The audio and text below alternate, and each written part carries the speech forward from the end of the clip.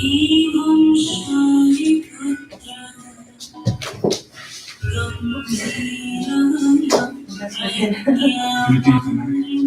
it on and you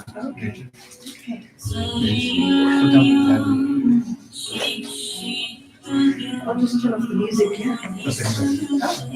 I'll do that.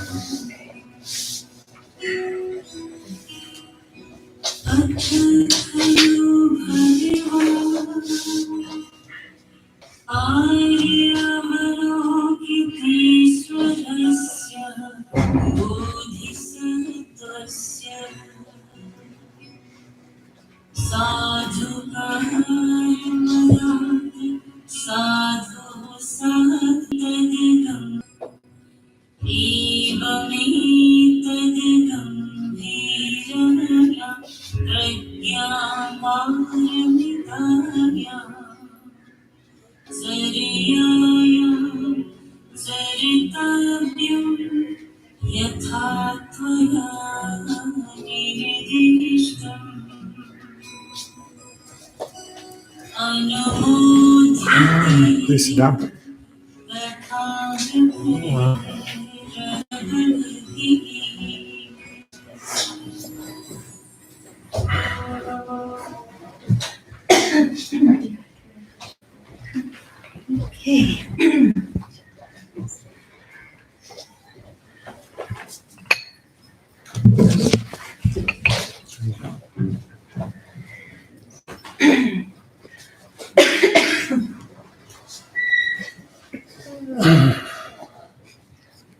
Okay. It's okay.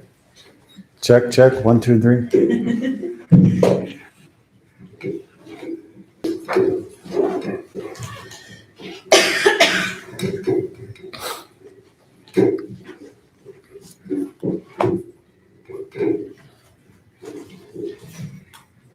Perfection of Wisdom Sutras of the Buddha. A magnificent topic. So just to give a little brief introduction to Geshe. He actually became engaged in Tibetan Buddhism at HBMC. Yes, he's a member of the International Mahayana Institute, which is the Sangha associated with the FPMT. The organization to which Himalayan Mahayana Buddhist Institute, belongs. And one of the illustrious IMI, Sangha, who's been studying for many years at Sera, and he is in the Nalanda tradition. His first language, and he is steeped in the tradition of Tibetan Buddhist studies, so we have that incredible benefit of having fluent transmission of many of the Prajnaparamita teachings of the Buddha in English. So thank you so much, Geshe. Thank you, Vicky. Take it away. Okay, I'll take it away. I'm not sure where to, but somewhere. Anyway, welcome to all of you. I'm glad we could have a tea and coffee at the beginning. Sorry for all those online who couldn't join us, but I hope in your own home you have. So yeah, it's nice we have a nice small group together. Then we can have I hope we have an enjoyable 2 days, kind of a Dharma teaching and meditation and a bit of discussion. This Mahavihar, where there's some very, very old copies of the Perfection of Wisdom Sutras at the end.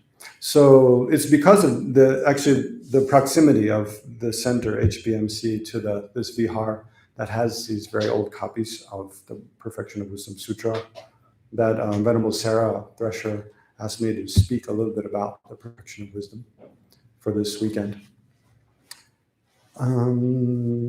So that's my plan. I've never really given a presentation of the Perfection of Wisdom Sutras before. Usually I'm talking about attachment or anger or bodhicitta or other topics in the Lamrim.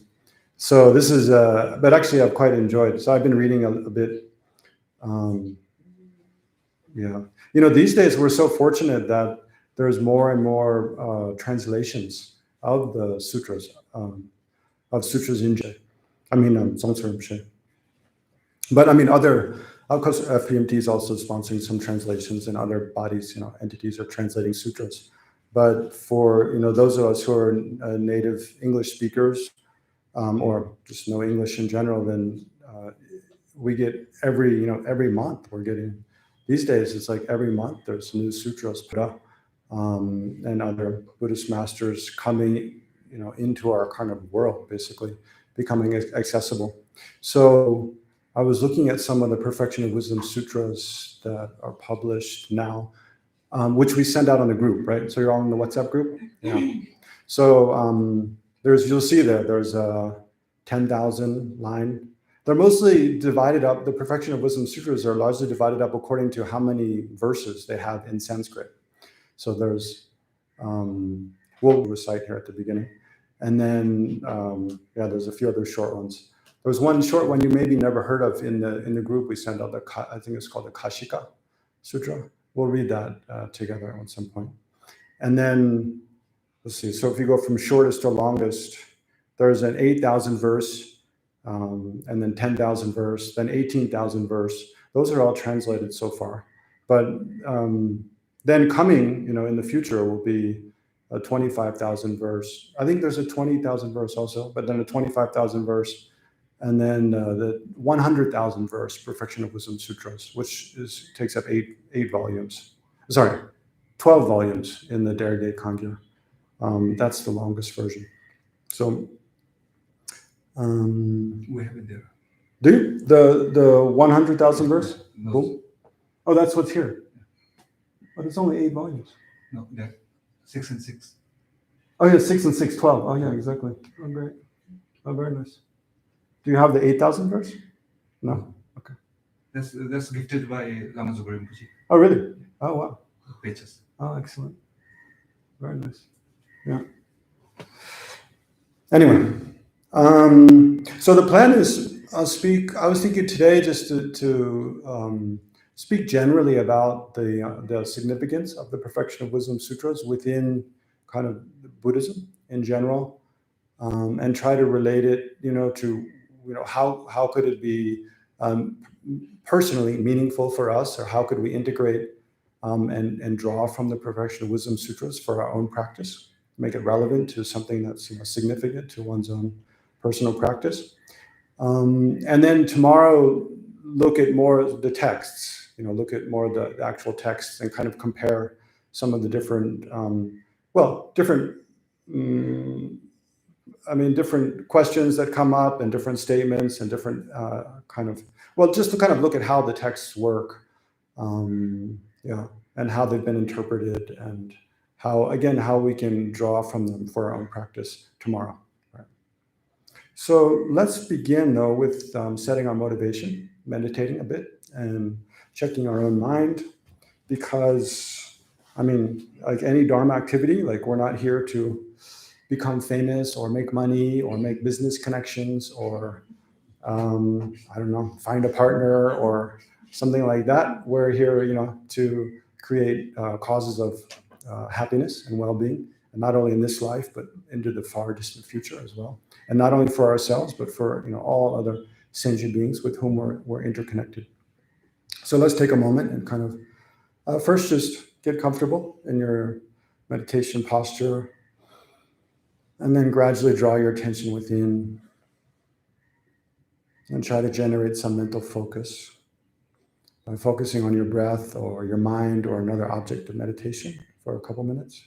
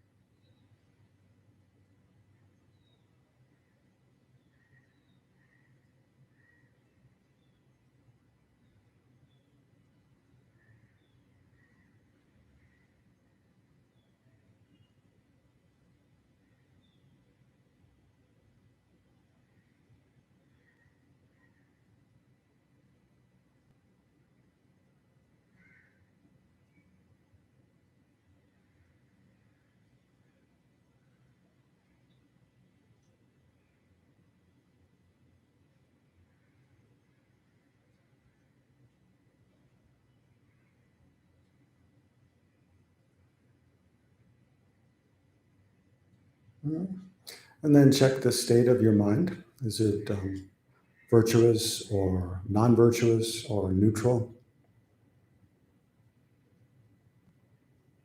So first, just check the state of your own mind.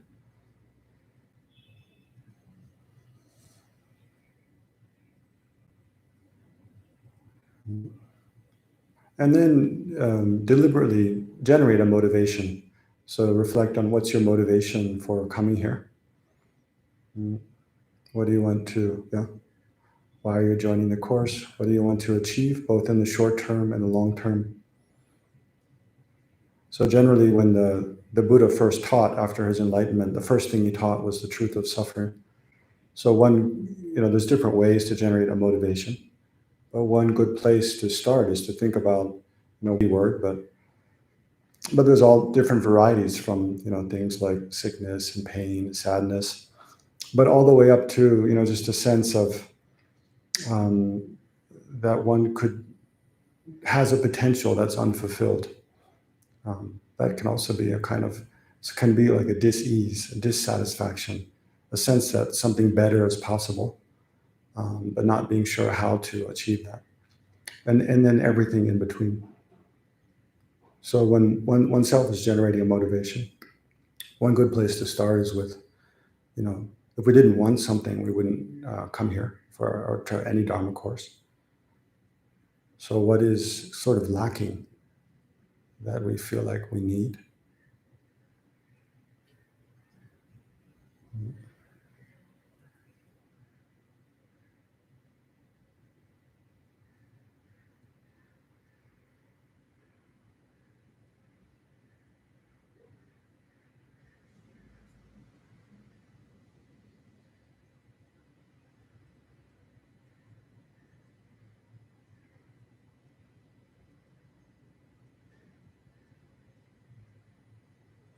And then also what's possible in the future. So generally we speak about the 3 levels of motivation. Well, even for worldly motivation, it's just wanting happiness for this life. So we try to transcend that by thinking about, the fact of that death is inevitable. We'll all pass away from this body in this life. And how, excellent it would be to have similar happiness in future lives, or even better happiness. So that's the motivation of the small level of being. But then, even future lives will also die. So how wonderful it would be to have happiness which transcends the cycle of taking rebirth through the power of karma and afflictive emotions. So nirvana is sort of the everlasting happiness of freedom from samsara. So if one feels that that's a real possibility, then one can also aspire to that level of happiness. And then the supreme happiness of full enlightenment, freeing one's mind of every possible fault and obscuration, to knowing and to loving others, and developing every positive quality, compassion and wisdom, in order to be of the greatest possible benefit to all sentient beings. So again, if one feels that that's a real possibility, then can also aspire that whatever we do here in this course together, this morning and then all the other sessions, everything we do today, all becomes a cause for that state of well-being for ourselves. And then also think about all the countless other sentient beings, our mother, father, other family members, friends, strangers, even those who harm us, how they're all the same as us and wishing to have happiness and wishing to be free from suffering. So may whatever we do here also be of a benefit to all of them. Anyway, that's some ways to think, but take a couple minutes and just think in whatever way is most meaningful for yourself and generate a positive motivation for this session.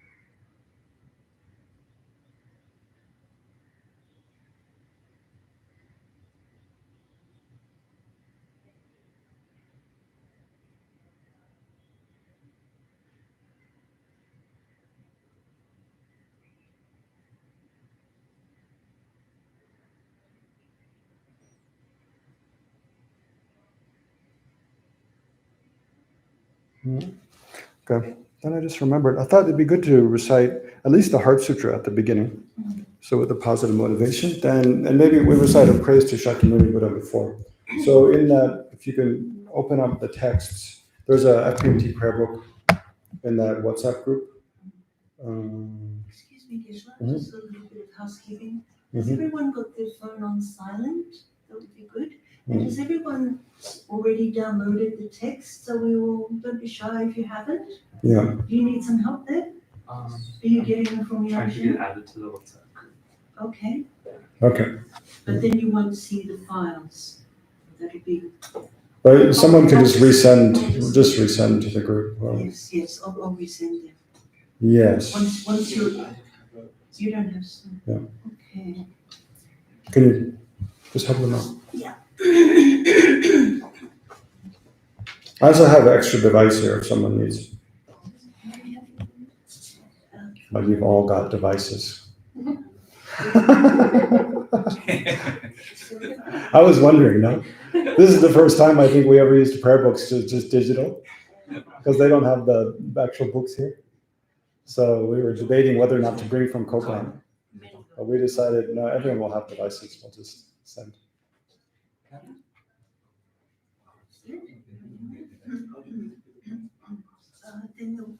If anybody needs Wi-Fi, has everyone got Wi-Fi connection? Sorry, Geshe. No problem. See, we're doing with bodhicitta now, so it's all virtuous, right? It's true.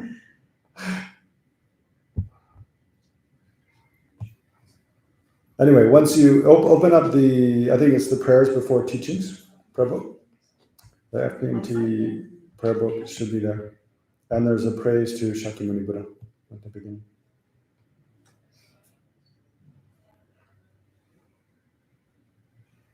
And you're already in the group, are you? Yes. Okay, good. Yeah, okay, you've got them. You've got everything? You're not already in the group, okay. You have it, okay. We can put you in the group later. Okay, everyone see? Praise to Shakyamuni Buddha. Okay, great. Please find. Yeah. So we can visualize Shakyamuni Buddha in the space in front and ourselves surrounded by all sentient beings. And then we can recite together. Guru, teacher, Bhagavan, Tathagata, Arhat, perfectly complete Buddha, perfect in knowledge and good conduct, Sugata, knower of the world, supreme guide of beings to be subdued, teacher of gods and humans, to you, Buddha, Bhagavan, glorious conqueror Shakyamuni, I prostrate and make offerings and go for refuge. Guru, teacher, Bhagavan, Tathagata, Arhat, perfectly complete Buddha, perfect in knowledge and good conduct, Sugata, knower of the world, supreme guide of beings to be subdued, teacher of gods and humans, to you, Buddha Bhagavan, glorious conqueror Shakyamuni, I prostrate, make offerings, and go for refuge. Guru, teacher, Bhagavan, Tathagata, Arhat, perfectly complete Buddha, perfect in knowledge and good conduct, Siddhartha, knower of the world, supreme guide of beings to be subdued, teacher of gods and humans, to you, Buddha Bhagavan, glorious conqueror Shakyamuni, I prostrate, make offerings, and go for refuge. When supreme amongst humans you were born on this earth, you paced out 7 strides and said, I am supreme in this world. To you who are wise then I prostrate. With pure bodies formed supreme pure, wisdom ocean like a golden mountain, fame that blazes in the 3 worlds, winner of the best, sacred to you I prostrate. With the supreme science, face like spotless moon, color like gold, to you I prostrate. Dust free like you in the 3 worlds are not, incomparably wise one, to you I prostrate. The Savior having great compassion, the teacher having all understanding, the field of merit with qualities like a vast ocean, to you the one gone to thusness I prostrate. The purity that frees one from attachment, the virtue that frees one from the lower realms, the one path, the sublime pure reality, to the Dharma that pacifies I prostrate. Those who are liberated and who also show the path to liberation, the holy field qualified with realizations, who are devoted to the moral precepts, to you the sublime community intending virtue and I prostrate. Do not commit any unwholesome actions, engage in perfect wholesome actions, subdue one's own mind. This is the teaching of the Buddha. a star, a defective view, a butter lamp flame, an illusion, a dewdrop, a water bubble, a dream, lighting, a cloud. See all causative phenomena like this. By these merits may transmigratory beings attain the state of all seeing, subdue the enemy of faults, and be freed from the ocean of samsara, disturbed by the waves of aging, sickness, and death. Just to mention, that verse, the second to last one, a star, a defective view, a butter lamp flame. Most of you maybe know, but that's from the Vajrakara Sutra, which is one of the Perfection of Wisdom Sutras. So that's a verse from the Perfection of Wisdom Sutras right there. So then next, praise. Okay, then there's a praise to the Perfection of Wisdom, and then the Heart Sutra. The indescribable, inconceivable, and inexpressible perfection of wisdom, unproduced, unceasing, the nature of space, object of the uniquely knowing transcendental wisdom. To the mother of the victorious ones of the three times I prostrate. I prostrate to the three noble, rare, sublime ones. Thus did I hear at one time. The Bhagavan was dwelling on Master Vulture's mountain in Rajgriha, together with a great community of monks and a great community of bodhisattvas. At that time, the Bhagavan was absorbed in the concentration on the categories of phenomena called profound perception. Also at that time, the Bodhisattva, Mahasattva, Arya, Avalokiteshvara looked upon the very practice of the profound perfection of wisdom, and beheld those five aggregates also as empty of inherent nature. Then, through the power of Buddha, the Venerable Shariputra said this to the Bodhisattva, Mahasattva, Arya, Avalokiteshvara: how should any son in the lineage train who wishes to practice the activity of the profound perfection of wisdom? He said that, and the Bodhisattva, Mahasattva, Arya, Avalokiteshvara said this to the Venerable Shariputra: Shariputra, any son of the lineage or daughter of the lineage who wishes to practice the activity of the profound perfection of wisdom should look upon it like this, correctly and repeatedly beholding those five aggregates also as empty of inherent nature. Form is empty, emptiness is form. Emptiness is not other than form. Form is also not other than emptiness. In the same way, feeling, discrimination, compositional factors, and consciousness are empty.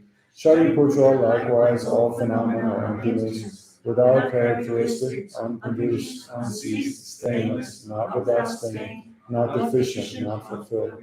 Shariputra, therefore, in emptiness there is no form, no feeling, no discrimination, no compositional factors, no consciousness, no eye, no ear, no nose, no tongue, no body, no visual form, no sound, no odor, no taste, no object of touch, and no phenomenon. There is no I element, and so on, up to and including no mind element, and no mental consciousness element. There is no ignorance, no extinction of ignorance, and so on, up to and including no aging and death, and no extinction of aging and death. Similarly, there is no suffering, origination, cessation, and path. There is no exalted wisdom, no attainment, and also no non-attainment. Shariputra, therefore, because there is no attainment, bodhisattvas rely on and dwell in the perfection of wisdom, the mind without obscuration and without fear. Having completely passed beyond error, they reach the endpoint of nirvana. All the Buddhas who dwell in the three times also manifestly completely awakened to unsurpassable, perfect, complete enlightenment and reliance on the perfection of wisdom.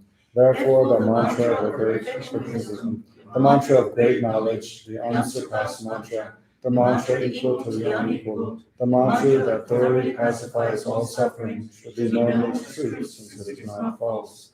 The mantra of the perfection of wisdom is declared: Taya da gade gade, para gade, para sam gade, bodhi soham. Shariputra, the Bodhisattva Mahasattva, should train in the profound perfection of wisdom like this. Then the Bhagavan arose from that concentration and commended the Bodhisattva Mahasattva Arya Avalokiteshvara, saying: well said, son of the lineage, it is like that. It is like that. One should practice the profound perfection of wisdom, just as you have indicated. Even the Tathagatas rejoiced. The Bhagavan, having thus spoken, the Venerable Sera Jey Monastic, the Bodhisattva Mahasattva Arya Avalokiteshvara, and those surrounding in their entirety, along with the world of gods, humans, asuras, and Gandharvas, were overjoyed and highly praised that spoken by the Bhagavan. this completes the Arya Bhagavati Prajnaparamita Sridhara Sutra. So then we'll skip down to the mandala offering. There's not the long one, the short one.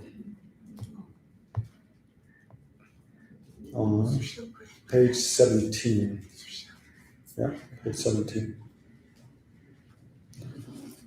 Sajiti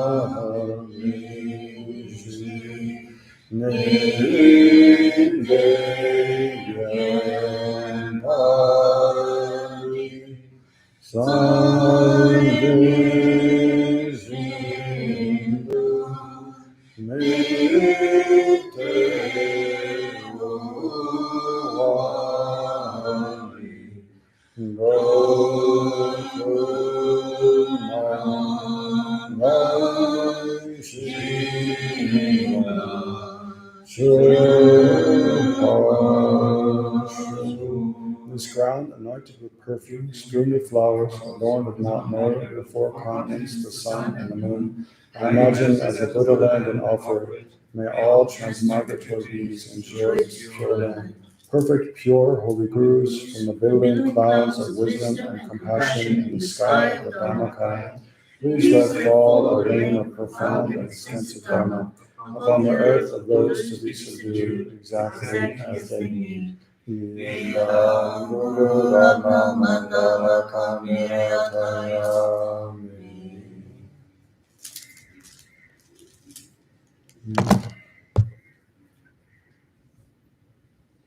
any of you know why we usually recite the Heart Sutra at the beginning of a teaching event?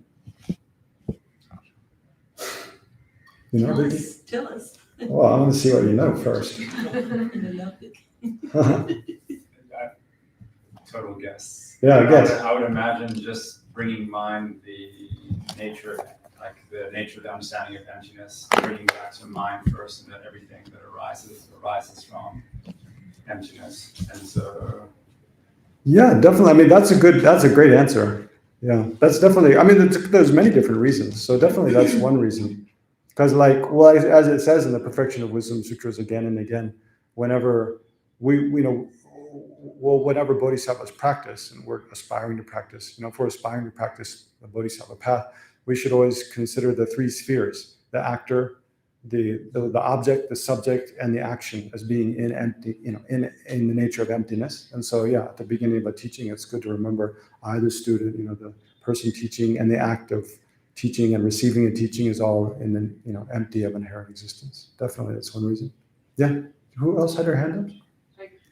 Kira? Maybe it's just what you just said, but I've heard regard all dharma as dreams, and I thought maybe even the dharma and even the teachings are in the state of emptiness. Yeah, dreamlike in the sense that a dream, when we have a dream, it appears to be real, but it's not. It doesn't exist in the way it appears. Yeah, and that verse, I mean, that's why the verse from the Vajrakara Sutra is there about see all things as a star, a lamp, an illusion, a drop of dew, and so forth. So the Heart Sutra sort of reinforces that. Yeah, Yana, did you have your hand? Yeah, my guess would be because Heart Sutra explains and shows basically the whole path to enlightenment. Mm-hmm. That's why it's kind of a preview, if you will train well. Yeah. Then you can get there. Could be, yeah. Yeah, that's also a good reason. Yeah, because although it's what do you say? The explicit teaching of the Heart Sutra is that nothing inherently exists. There's no form, no feeling, no discrimination.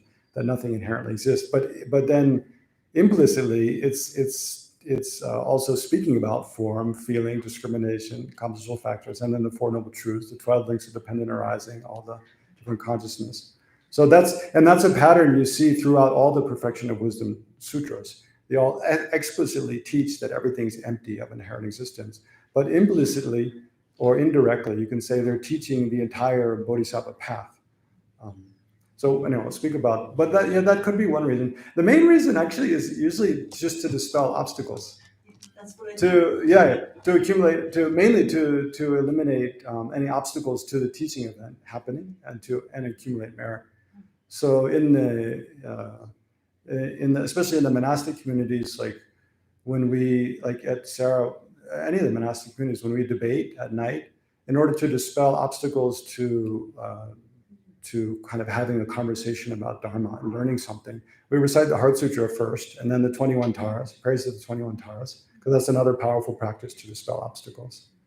Praise to the 21 Taras, and then prayers to the lineage lamas, and then protector prayers at the end. But yeah, it's very common in I guess you can say kind of the northern Buddhist world, from Tibet all the way over to Korea and everywhere in between, to recite the Heart Sutra as a daily practice, if at least once or not many times, in order to purify one's mind, because all the obstacles originate in our mind. It's not that they're coming from outside; they're coming from our own karma, our own afflictive emotions, our own deluded attitudes. So by reflecting on the Buddhist teaching on emptiness is one way to purify our mind and thereby eliminate obstacles. You have a question? Oh, I just need to borrow a pen. Oh, sure. Yeah. All right.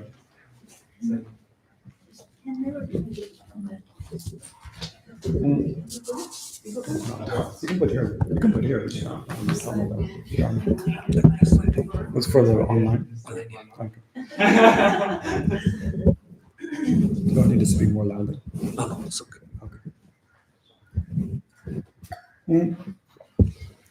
Okay. Yeah. So that's why. So that's one reason. Right? One way maybe we can speak about just kind of culturally how the Perfection of Wisdom Sutras are used. So one way is to recite, like the Heart Sutra, to recite at the beginning of a teaching. Sometimes, like you'll notice, like His Holiness Dalai Lama, he doesn't like to do a lot of prayers these days. He likes to keep things short. So, but oftentimes, even if he doesn't recite, so sometimes he'll not recite the whole sutra, but just recite the mantra, Tayatom Gate Gate Pada Gate Pada Sam Gate Bodhi Soha, because that's kind of a short version of it contains the meaning of the whole sutra. And then maybe also, like when after Kyalja Lama Zorimshe passed away, Kandrula Kunga Buma, I believe, she composed one quick return prayer. Do you remember the last word of the prayer? Yeah. That's the shortest Perfection of Wisdom Sutra, the letter Ah. Because in Sanskrit it's a negative particle. It means not. It's kind of renowned in India that the Hindus assert the existence of, so the An is a negative particle, Anatma. But in general, the it's a negative particle, meaning not. So just the letter Ah, like Kandrula included at the end of her prayer, it refers to this understanding that basically nothing exists in the way it appears. Nothing has existence from its own side. So that's another instance of kind of so you see, once you start to become familiar with the Perfection of Wisdom Sutras, you see how they pop up. They're used like all over the place in the Buddhist world. And then maybe just to speak a little bit about how they're used. So just like we recite the Heart Sutra at the beginning of a teaching, in order to dispel obstacles, accumulate merit, remind us of the ultimate nature of all phenomena, and also remind us of the bodhisattva path and the kind of Buddhist presentation of how all things exist, both conventionally and ultimately. Also, many families, to bless their home, they'll invite monks or nuns to their home to recite Perfection of Wisdom Sutras every year. And depending upon how much money they want to spend, they'll have them recite either just one day, one monk in one day can recite the Perfection of Wisdom Sutra in 8,000 verses, just one volume. So like one of these, there's 6 volumes here, right? So someone who reads fast can read one volume in a day. Someone who reads really fast can recite, can read like 2 or 3 volumes. So those are, I don't know, you can look at during the break. They're very long. But I bet these ones, the print is quite large, but they're very long and folios, and you flip and read. Maybe we can. Well, I guess you guys don't know how to read Tibetan. Yeah. Anyway, it'd be nice when you read in the monastery. When we read as a group, then the monks sit in rows, and the gompa keeper will give out one volume to each row. Give one volume, depending on how much time, but ordinarily you give one volume to each row, and then they pass the pages down the row. So then they start by passing so the person who has the volume in their lap, they'll pass 5 pages to the next person. And then they'll keep passing until the person at the head of the row has 5 pages and everybody has 5 pages. And then they start reading. They're all reading at the same time. So they're all reading different parts of the volume.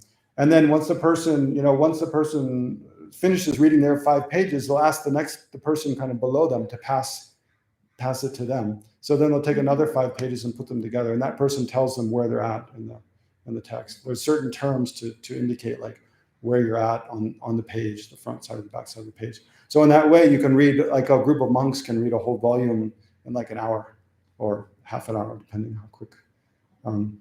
But that's another way that Perfection of Wisdom Sutra is used, is to invite, to create merit. So if you can sponsor, you yourself can just read them in order to create merit and purify the mind. Of course, when you're reading, the most powerful way to create merit or purify is by reflecting on the meaning, right?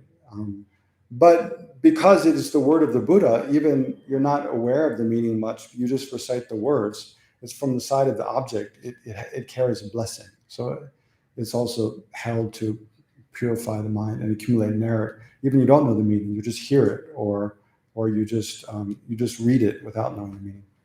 But of course, it's more powerful if you can reflect on the meaning.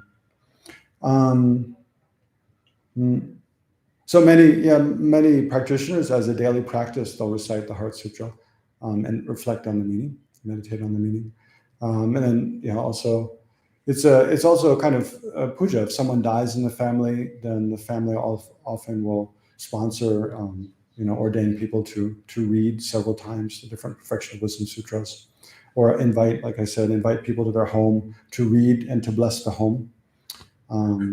Like it says in the Vajrakata Sutra, it says in the sutra, any place the sutra is read or explained or written down, that place becomes blessed, that area. So that's another kind of practice you can do, is especially with the Vajrakata Sutra, because it expressly says that, is carry it with you. And if you go to a place, a nice place, you like to go in a meadow in the forest or the beach or wherever, and read the Vajrakata Sutra in that place, and then have a sense that, now whoever comes to that place, they become kind of blessed through the blessing of the sutra. So another way to use the sutras is in that kind of vein, is to put them in holy objects. So when people are building large stupa statues, but especially stupas, when they're building stupas, mainly the stupas are filled with mantras, different mantras. But if it's a very large space, then also it's common to put the Perfection of Wisdom Sutras, either just the 8,000 verse or the whole 100,000 verse perfection. Put one copy or many copies in the stupa. So then whoever circumambulates that stupa, then they become blessed by the power of that. So that's one big question arises. Well, how does that work? How do they become blessed by the power of that, by circumambulating? But if you want, you can ask me later. I'll explain. Otherwise, I won't explain now. Otherwise, we digress too much.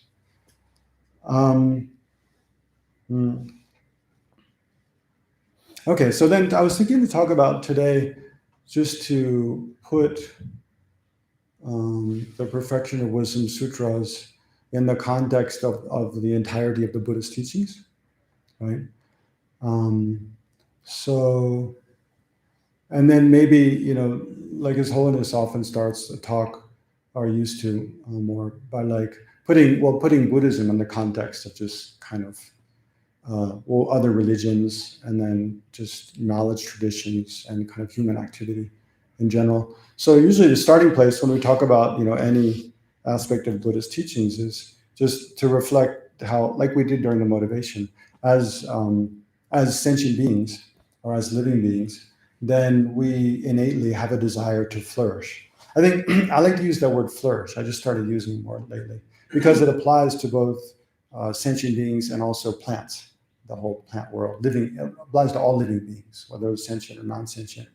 Like you can see, even plants, they don't have a mind like thinking, I want to do this, but it's their nature is to try to grow and reproduce and expand and flourish, whether that's for the benefit of the environment or not. Like they're not really interested. They're just trying to reproduce and grow, multiply. So although that's a little different, but it's very similar to, as a sentient being, we have an innate desire to flourish, to grow and fulfill our potential, whatever that potential is. Well, in terms of sentient beings, though, flourishing means like we're healthy, we're sustained by food, and then for social animals, we're sustained by relationships with friends and family, other people, but even single cell organisms, they need nourishment, they need nutrients, and they go in search of whatever nourishes their physical body. Then, as human, an animal or a sentient being with as complex a mind as a human being, then our just having physical sustenance is not enough. We also need like mental satisfaction, emotional satisfaction. So we go in search of different experiences to bring about that. But whether we're a plant or a very kind of simple animal, or a hell being, a hungry ghost, or whatever, or a human being, or a deva, like all sentient beings, all beings with a mind, we desire to have well-being and happiness on the one hand. And then part of well-being and happiness is not suffering, right? Not being harmed by others intentionally, or not experiencing harm or suffering or pain at the hands of inanimate, cold or heat or hunger or sickness, not to mention being intentionally harmed by others by being eaten or or lied to, or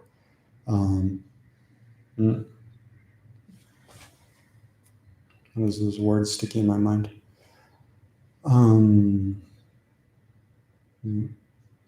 Anyway, something similar to being lied to. Deceived, yeah, exactly. Deceived. So all sentient beings wish to have happiness and wish to be free from all different forms of suffering. And that's the starting place for any activity that we engage in. We can look at anything we do, whether it's coming to a Dharma talk like this, whether it's having a meal, whether it's exercising or sleeping, washing, cleaning our home, getting married, getting an education. Any of those things we do, they're motivated by a wish to have well-being and happiness, to fulfill our potential, and to flourish in a way. And then many other things we do, like wearing clothes, building houses, having electricity, eating food, is to protect us from suffering, to protect us from the suffering of thirst, protect us from the suffering of hunger, protect us from the suffering of hot, heat, or cold, or being attacked at night or whatever. So everything we do is motivated by this kind of fundamental desire. And this is something, if you're new to that idea, then it's something it's important to question and to see, is that true or not? Is it true for me that everything I do is motivated on some level by wish to have happiness and be free from suffering? Is that the same for other people? Is it the same for animals? Is that really true for all beings? But the Buddha's fundamental assertion is, yes, that's the case. And so then within all the plethora of activity as sentient beings, as human beings, then what's different between just ordinary kind of worldly activity and sort of religious or spiritual activity? Mainly the dividing line, well, there's different ways to divide, but one of the easiest, although it's kind of unsatisfactory in some ways, one of the easiest ways is to think, well, activities that are geared towards just the happiness of this life, happiness within this body, within this life, without thinking about future lives, without thinking about past lives, just thinking about this life and wanting satisfaction, wanting well-being, wanting happiness and enjoyment in this life. That's worldly activities. And then when we realize that this life's not going to last forever, because we see people dying around us all the time, old people, young people, because we realize that this life it's not going to last forever. It's not permanent. We're definitely going to die, and then we naturally wonder, well, what's going to happen after that, after I die? So it's well, partly it's through that desire to have sensing that. Well, of course, if we think that when we die, then that's it, game over, like kind of materialist view that there's no existence after that, then there's no need to look beyond just the well-being of this life. We just focus on this life. But if we have a sense that as a person, we probably continue on after death, our mind and our experience and our sense of being a person, our experience of the world continues on after death, then the question comes, well, what can I do to ensure that I have a good existence after I die, and that I don't have a more unfortunate or miserable existence after I die? So that's where religion comes in, right? To explain to us, like, well, and different religions have different ways of explaining, well, how do you achieve kind of well-being and happiness beyond death? That's one way religion comes in. But another way is also just to explain mysterious things of life, just this life. Like why do bad things happen to good people? And why do good things happen to bad people? And why am I here at all? Like what are we supposed to do with this life? All those all those big questions. Then different religions provide answers to those questions, different stories about our place in the whole cosmos. And how, because it's pretty depressing if you feel like, there's no meaning. I'm just kind of a happenstance. I'm just something that just arose without, there's no purpose for me to, do anything that it's kind of materialistic view, like due to there was a big bang in the past, and then all this matter spread out throughout the universe, and then it coagulated into galaxies, and then stars, because some of the matter is very dense and started burning, but some of the matter is cool. So it's when it became blobs, like orbiting around the stars, and then on some of it there's happened to be water, and then some of it, and then the water there happened to grow algae, and then from that these organisms came, and some went on the land, and then humans became, and here we are, and then we're going to die, and then it's all going to disappear, and then so what? Why did it even matter in the first place? Right? So that's a pretty depressing story. It doesn't give you much sense of like my life is meaningful. Rather the opposite. It gives you a sense like my life is meaningless. So what does it matter what I do? Of course, there's still ways to answer that. It's still because there's the golden rule. None of us want to be harmed by others. We all want to be cared about and helped by others. So of course, then we should reciprocate that. But it doesn't. It still leaves something to be desired.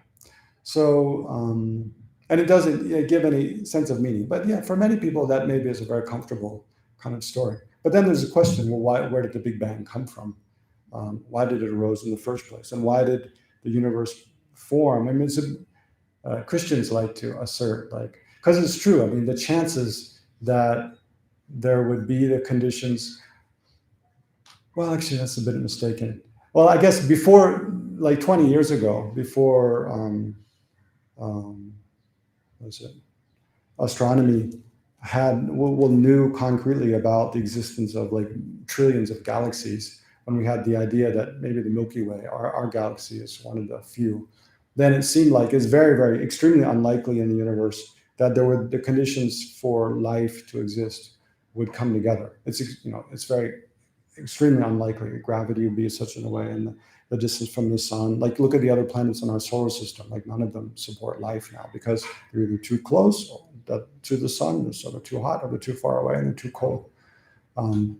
Anyway, maybe I'm digressing a bit. But now there's a view, though, that there's so many infinite planets in the universe that it's actually not that unlikely there would be life on other planets, which actually fits much more with the Buddhist worldview. Because in the Buddhist worldview, actually, our human beings on Earth are not the only human beings. There's countless other world systems, countless other places where there's also animals and humans and other kind of beings. There have been in the past, and there will be in the future, and there are now. We just don't happen to know about them.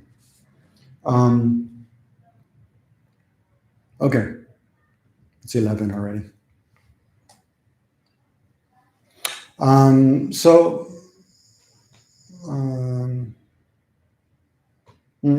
then the function of religion is these two. One, to give us a sense of meaning in life, and then within that, like what's the best way to use our life? What's the most meaningful way to use our life? And then within that, how ethics, how to treat others, how to deal with difficult people, how to deal with difficult situations, and especially when unfortunate things happen to us, when we're separated from loved ones, when we're rejected by friends or betrayed by others, when we suffer illness.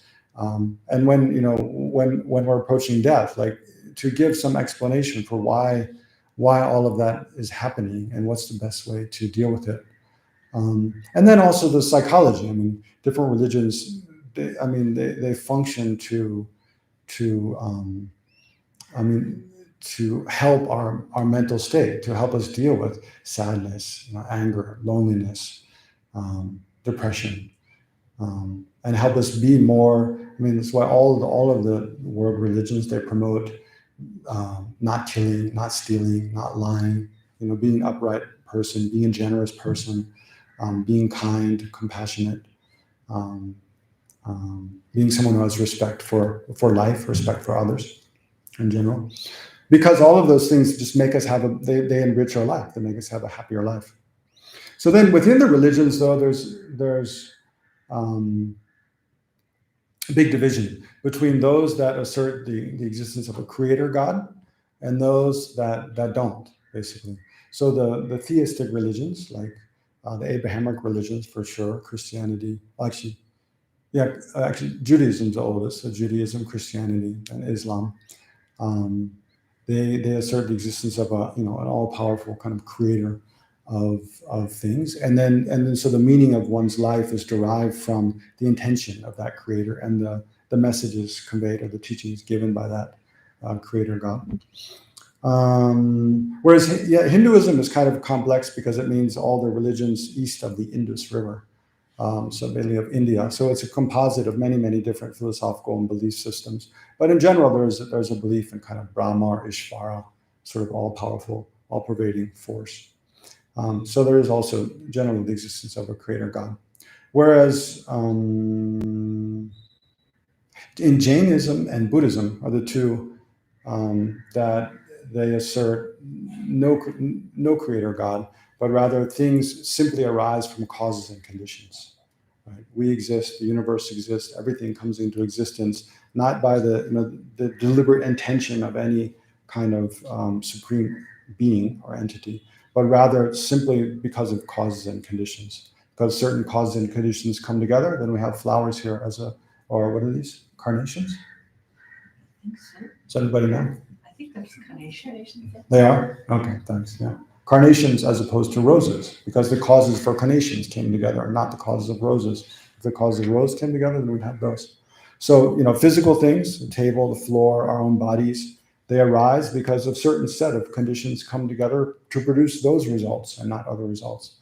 And then in our minds also, in our mental experience, when certain causes and conditions come together, we feel one way, or we think a certain way.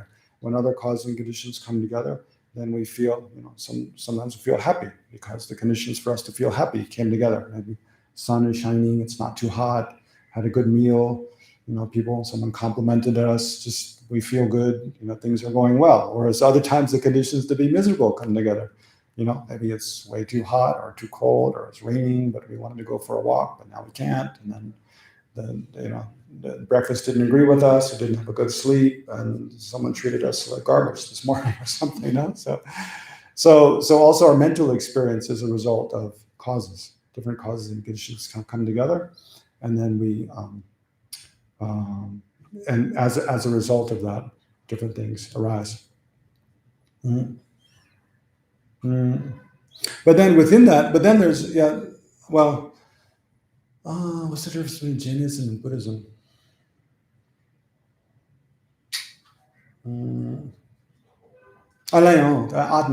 Atma versus Anatma. Within that, in Jainism, they assert the existence of a soul, a person who is permanent and as like the Christian idea of a soul, a kind of essential essence to the person that's unchanging through time and that moves from life to life. Whereas the Buddhists reject that, right? So the Buddhists, they say that there's no permanent self.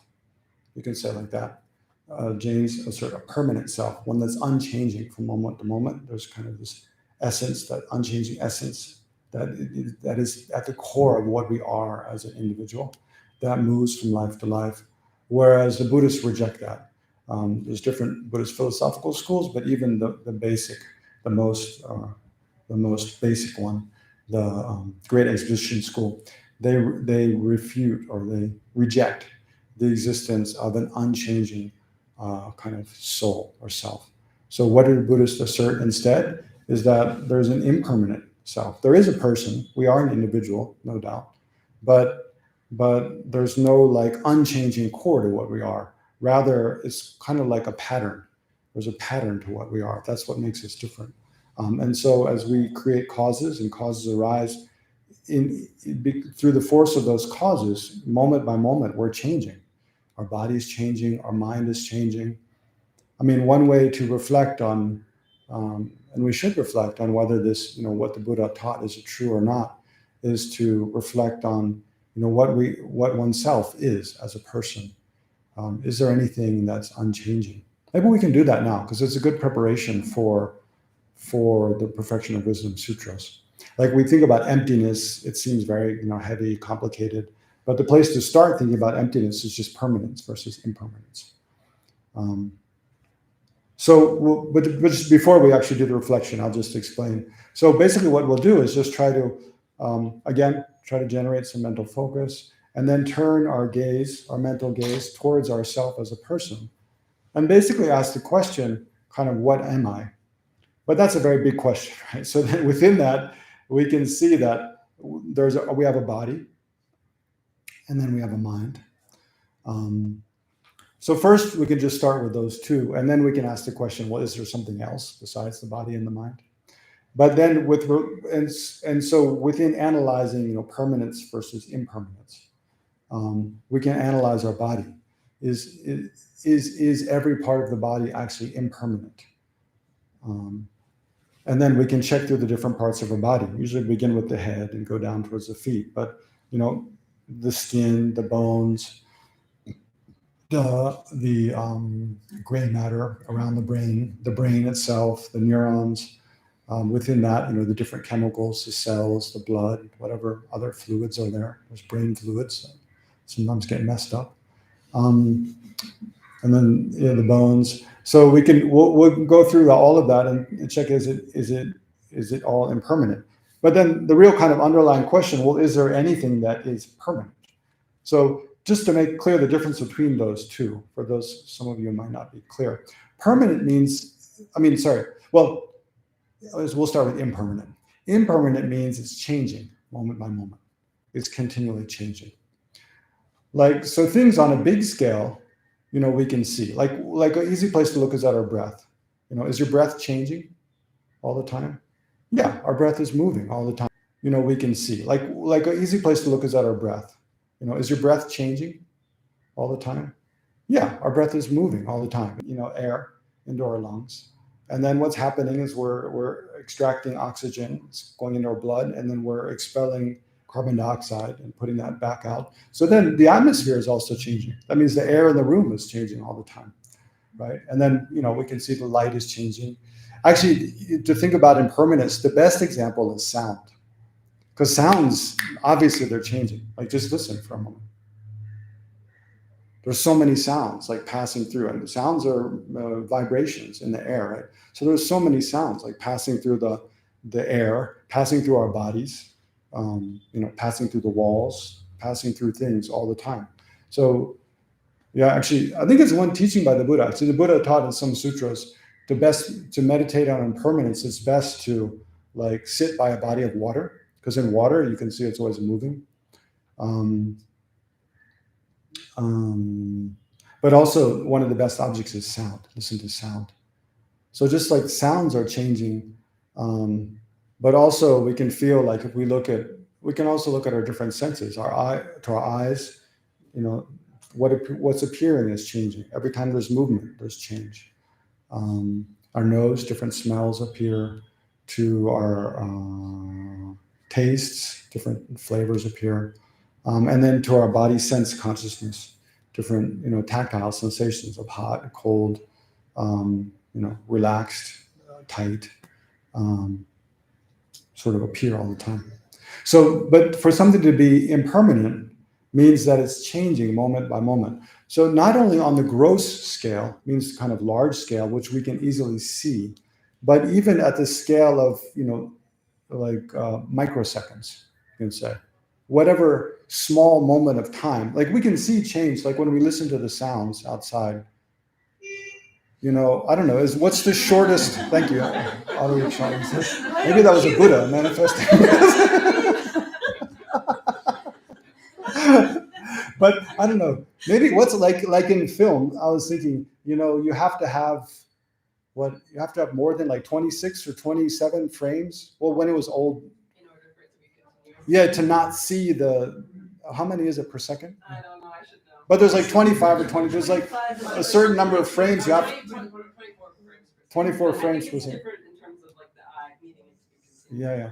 Now with digital, that must be completely different. Well, No? you can It's compress 23.9 Oh, really? compress Oh, wow. video. Okay. If you want to make a video file small, I think you can go down to 12 frames per second, and the eye it still looks, the interpolation is Okay. that it still looks, A Yeah. lot of animation is 12 frames. yeah, that's the sort of minimum. Oh, really? To 12 deceive- frames per second, to yeah. deceive Because they don't want to human draw eye. more frames, right? It Yeah. takes more time. 12 More is money. enough. Yeah. But what's the shortest moment of time you can hear? I wonder, is there a shortest, like a sound that's so quick it doesn't appear, doesn't register? Like you can put one frame in a film, like they used to do with Coke ads. It's always people say no, Oh, yeah. and you don't register it, but subconsciously it kind of registers. But I wonder if there's a shortest sound like that, that's so short you can't hear. Anyway, the main point here is though, on a large scale, we can easily see change. We see movement in the space, we hear sounds, but then the question is, well, in the shorter moments of time, can you find the shortest moment of time in which things don't change? In that moment, like you say 1/1,000,000th of a second. Because the point is when we look at our body, is there any part of our body that's not changing? We might think, well, it's changing like from minute to minute, but in every millionth of a second, maybe it's not changing. Maybe for some short periods of time, it's not changing. But the problem is, if something, a substance like your hand, if it's not changing for any length of time, then why, right? Then and then why would it change after that? So can something change? Can something transform from being something that is completely unchanging for a certain length of time to then changing and then switching back and forth? So I don't know. It's a bit of a difficult question. I don't expect you to get to the bottom of that now, but it's I'll give you the Buddhist answer, and I think it's logical, is that no. If something is changing, it's because that's its nature. It's changing because it arose from the force of other causes and conditions. And those causes and conditions, anything which is a cause is also a result of previous causes. And so anything that's changing is changing continually without any break, right? So yeah, that's a bit of a philosophical kind of dilemma to see like why that is. But the idea is that when we can easily hear, like think about the sounds. Sound's such a good example. Go back to, and I'll be quiet for a while so we can meditate after a bit. But when we listen to the sounds, like are the sounds not changing for any period of time? Well, the sounds quite obviously like no. Sounds are continually changing. Can you imagine if you said something and then, this is what it'd be like a stutter. Now you said something and then for a moment it just stopped, the sound stops changing and then it continues. It would be like bizarre, like it just doesn't happen, no? And so sound is, from the moment it arises, it's continually changing until it passes away. And it's arising and passing away any moment. Any sound, you snap your fingers, it arises from the very moment it's arising, it's passing away in that very moment. So that's another aspect of things that change, is like at the very time, they're simultaneously arising and passing away in that very moment. There's no pause between like arising, then abiding, then passing away. It's continual. And so everything, our body is like that. Our mind is also like that. But it's also, we can ask.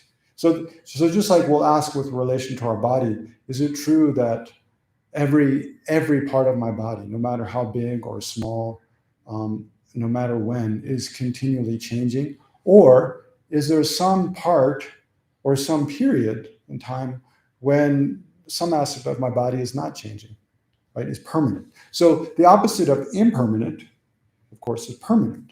So here what permanent means is that it's not changing momentarily. So something that's not changing moment to moment. Do any of you have an example? It's a little difficult. Examples of impermanent things is easy. Examples of permanent things is a little more difficult. Awareness. Awareness of what? Pure awareness. Pure awareness. Yeah. It's a good candidate because it's an abstract. It's an abstract class. Without referring to any specific awareness, like awareness, awareness is like a category. There's many instances of awareness. But without those instances, the category is meaningless, right? Space? Yeah. But what do you mean by space? That's another good example. In which things appear. What? Like the space in which. Like the space in the room? Yeah. Like the space in the room, would you say that's permanent? No. Why not? Because then different things occupy the space. Right, and it changes because the shape of the space and the space of the room has a certain shape, and it changes. As soon as we come in the room, it changes according to, and it has a volume. Does the volume change? I don't know. That is a different question. But yeah, the space in the room, like it changes. But another meaning of space is the mere lack of obstruction, which is it's kind of more closer to the volume. In Buddhism, it's called uncompounded space. So there's a term, uncompounded space, which is a type of space. But basically, it's more analogous to the Western idea of like a vacuum. A vacuum is like a space in which there's nothing. But even that doesn't really fit well, because uncompounded space means the mere lack of obstruction. So it's because like in here, like why can I wave my hand here? Because there's no obstruction.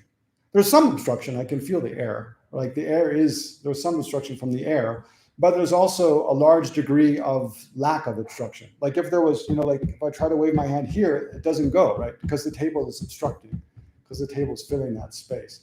So, but even within the table, a solid thing, like we know from thinking about the structure of atoms, how much of atoms are space? Like 99.999%, and even the most solid things are made up of atoms in which, there's protons and neutrons in the nucleus, and they're being orbited by electrons. But within the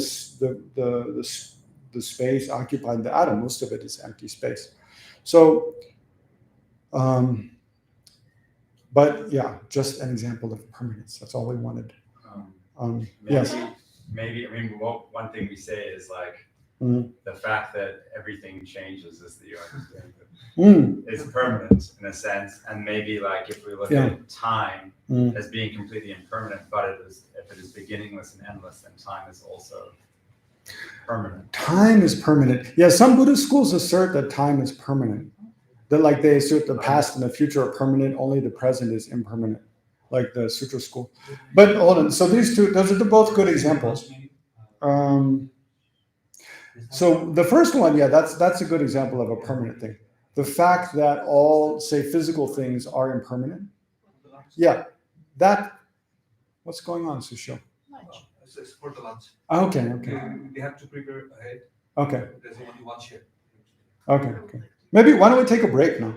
It's a good time for a break, and then you can do that. Yeah. Let's take a 10-minute break. Okay. anything? Geshe study? There's a bathroom at the back. If anybody needs the bathroom, there's just So I'm getting at you. This is like for the lunch. If you have thought anything in your mind, I already sent the menu on the attachment. If you want Are anything, you able to add us to the group? To Big the one? WhatsApp later. group? Oh, you're not in the group? Oh. Just remember I was sort of, Okay, but you received the documents though?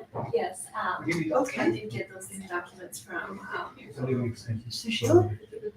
10% discount. Okay. How long's the meeting? 1 hour. from Yana. We have Yana plenty sent of me time. that. Okay, I think I have to give you the contacts in order to do that. Oh, more please. Emptiness is permanent. Yeah. It's always abstractions, right? What? Well, I call permanent phenomena in Abstractions? abstractions, you know, Yeah, it's kind of. because products are like everything we deal with, everything, yeah? Yeah. Like we live in a universe of things, and it's the sort of abstractions Yeah. that are permanent, like you said. You want the best thali, no? I want what? Gisela? What? Best thali? Best Veg Veg thali, yes, thali. veg thali, yes. You want please. best thali also? Or you? Not particularly, can we just order? Yeah, later you can ask. Yeah. So, I have to give them the order way ahead. Oh, okay, then veg thali, let's do Otherwise, veg no, thali. no. You can, if you not I don't know what ordering else. best thali, you can order different. I'll just put it on. No, Let's keep it simple. oh, you want best thali also? Yeah. Sure. Then I'll be able to add you to the group. So there's a restroom behind also, okay? You need to use the restroom, it's behind there. This is. And I can't get them.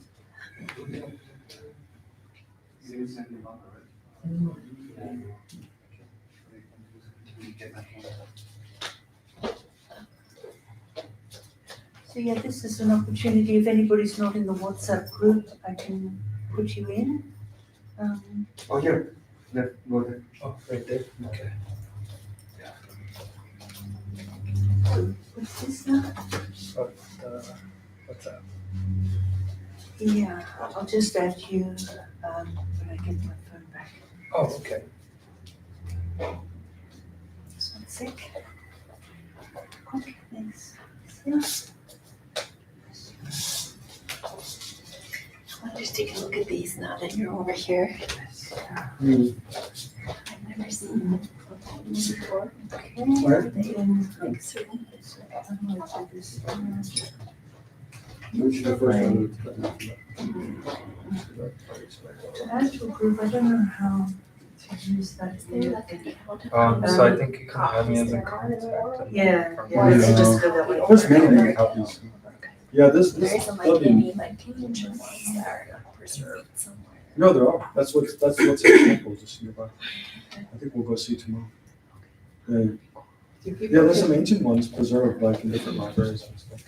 Do people still handwrite? Yeah, Lama's Overreach used to do that as a practice. It's one practice that's recommended in different sutras, no? Like in the Vajrapāda Sutra, we'll look at. I don't tell you everyone. How long would It it take? recommends like writing out. Well, it depends on which one you write. Like, Because And then people for are super trying to- merit, you offer gold. like you can get write the gold. letter Ah, you can write in. That'll be quick and easy. But 8,000, yeah, I don't know, it depends how long. But Lama Zopa used to, he would carry gold and paper with him and like wherever he's going. He spends, yeah, like time occasionally writing out in like big letters and gold. Big letters. And he has at least one monk now, he's been, that's all he does for like, he's done like Yeah. at least 12 years, maybe more. Wow, what merit. Maybe huh? 15, 20 What years. merit. He's at Copa now. He was at Rinpoche's house in California, just writing out the Perfection of Wisdom Sutras in gold. Okay, you should be in the group. I was one of the monks at the monastery. He was at Copa now. Yeah, that's all he does, like all day, every day. It's just writing out. I think there's a couple others now. Yeah. Some people do it, like the Heart Sutra. In Japan, a lot of people write in calligraphy. Yeah. Yeah. I know a lot of like old ladies who write it first thing in the morning. So. Really? Yeah. Oh, they at first thing in the morning they'll write out the Heart Sutra. Wow. Cool. The calligraphy. There's one Korean movie where like the main character he murdered someone and went to jail, and then when he gets out to purify, he carves the Heart Sutra in like wood. Oh, wow. Wooden floors. So it's a common practice. But there are old copies. Now maybe you can, if you want to Sure. open it up, there's a bit of room there. Lend a candle. Yeah.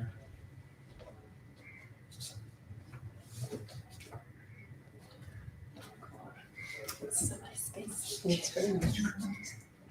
So, Oh, that's my the radio receiver for my laptop, mouse. Just have to hide it away. So well, this is a nice copy. It's new. wow, very nice. Yeah. So see, come look. Good condition. General Congress. So this is one, I don't know which, it says the king, the Gewa. I guess the Gewa means Buddha here. Kangyo means, Ka means the word of the Buddha. And Yor means translated into Tibetan. So it's like, it just means it's from Green, what is it? The next. Rinpoche, precious. Precious, yeah. So that's here with him. Uh-huh. It's here. Wow. So it just means it's from the word of the Buddha. So this is the first in the I was just reading about. I just learned in the like so the Tibetans, they translated the different Buddhist sutras from mostly Sanskrit, some from Chinese into Tibetan, and then they put all together in this collection called the Kangyo, the translated word of the Buddha. And then so there's like 108 volumes. There's over 100 volumes like this size volumes. So like the first 20, but in the collection, the first 25 are the Perfection of Wisdom Sutras. All the different. So this version this is the longest version of the Perfection of Wisdom Sutra, 800,000 verses. So that's these 12 volumes. 100,000 verses. Wow. Yeah. So like for me, I'm familiar with the Bible, let's say, and so the Bible has verses. So that's what you mean when you say 100,000 verses? It'd be Or like is it one just 4 like line characters? stanza. It'd be like 1 4-line stanza. Okay. Yeah. Okay.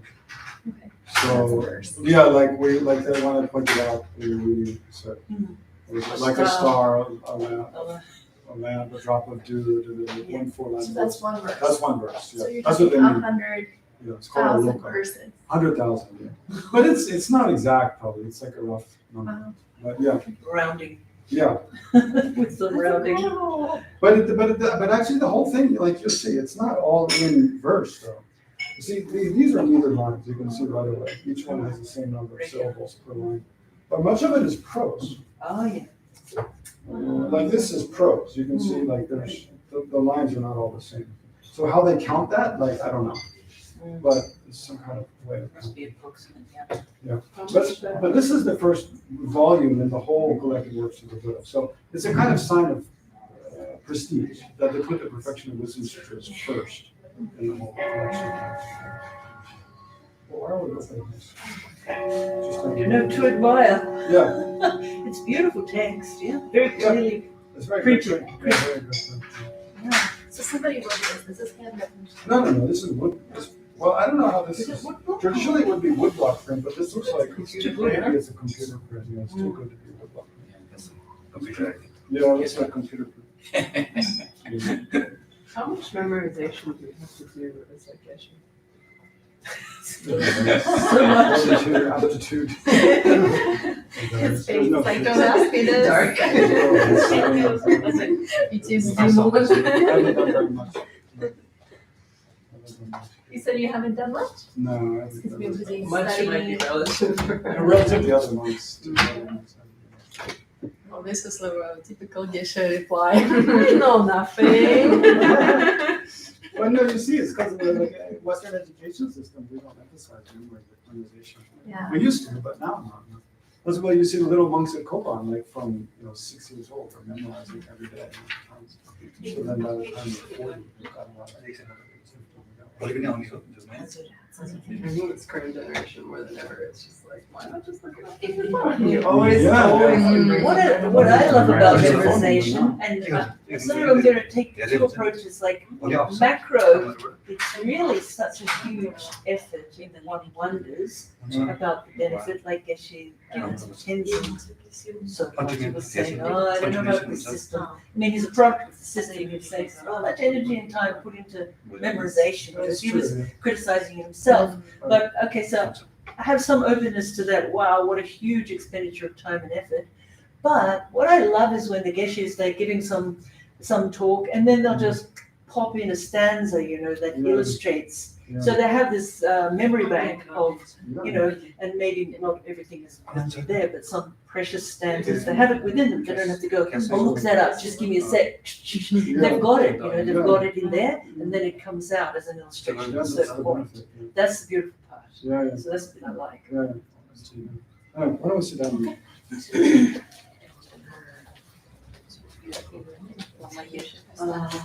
really is. It is. It's beautiful.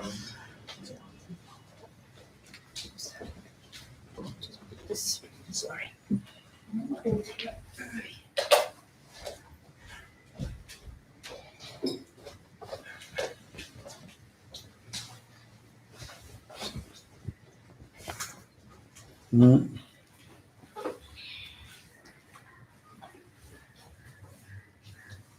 Anyway, so Luke was saying, an example of something permanent, or the fact that like physical things are impermanent.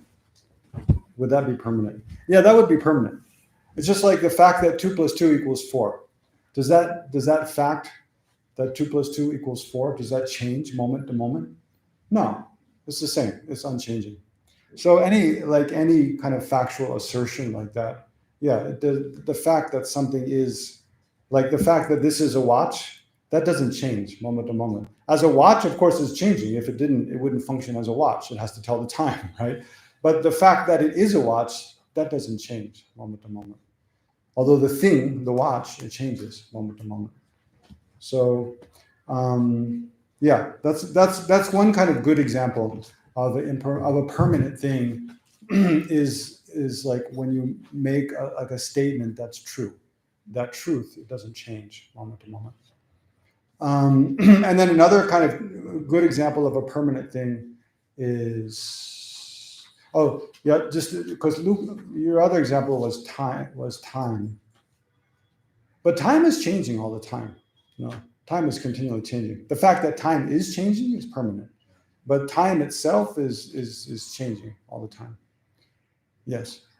So the way that you're putting it, I'm starting to think about like what it really means for something to be permanent, because it seems like a lot of the trouble happens when you create the label of like trying to put a label in a box around something and then determine whether that thing is permanent. And our labels can kind of fluctuate, and it feels like I'm wondering if it's like going down to the smallest atoms and cells in our bodies and looking at whether the entire makeup stays the same, whether that's permanence, or whether it's like not moving, like the movement of it, because everything's always vibrating and like shedding and chemical reactions and stuff. So I'm curious what your idea of permanence is. Well, it's just something that's not changing momentarily. It means from moment to moment, it doesn't change. It remains static. But it's changed, like the makeup of it doesn't change, or like its relation to other things? Any aspect of it. Its relation to other things is a little bit difficult, but I'd say, you could say it's kind of like the entity of the thing. Does it change? Like with your body, like with the watch, just the physical stuff of it. Does it change or not? Yeah, it changes. Because it's I mean, you can see the hands moving, but like the entity of it with your body, the cells, even molecules, the atoms, subatomic particles, like they're all kind of moving somehow. So with physical things, it's like movement. It means change like through time. Also with our mind, it's a little more difficult with our mind because it's much more subtle than physical things. but we can see like thoughts and feelings and different perceptions arise, and our experience is changing all the time.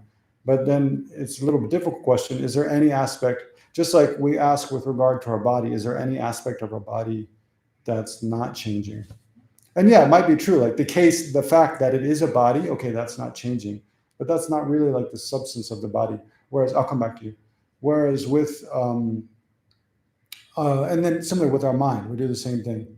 So we'll do the same thing. Looking at our mind, are there aspects of the mind that changes? Yes, we can see many. There's new thoughts arising, and there's new objects appearing to the mind. But it's a little bit more difficult. Is there any aspect of our mind that's not changing? Yeah. So then we have to kind of look at that also. So remember, this whole conversation came from where? Do you remember? Looking at the difference between. No, before that. You go back. No, because we're talking about, okay, every living thing wants to flourish. Then humans, and then within that there's plants and animals, plants and sentient beings, let's say. Then sentient beings all want happiness, don't want to have suffering. Then there's the different religions, how they're related to that whole project of getting happiness. Within the religions, there's the theistic and the non-theistic. Non-theistic is Buddhist and Jain. What's the difference between Buddhist and Jains? Yeah, Atma versus Anatma. So the Jains assert a permanent self, whereas the Buddhists reject a permanent self. So then the question, well, what does it mean to be permanent? And why did the Buddhists say there is no permanent self? Yeah. The impermanent self, the Sanskrit term that you just used. Can you repeat it? Anatma. And how would you translate that? No self. No self. Yeah, that's what's translated as no self. Dame in Tibetan.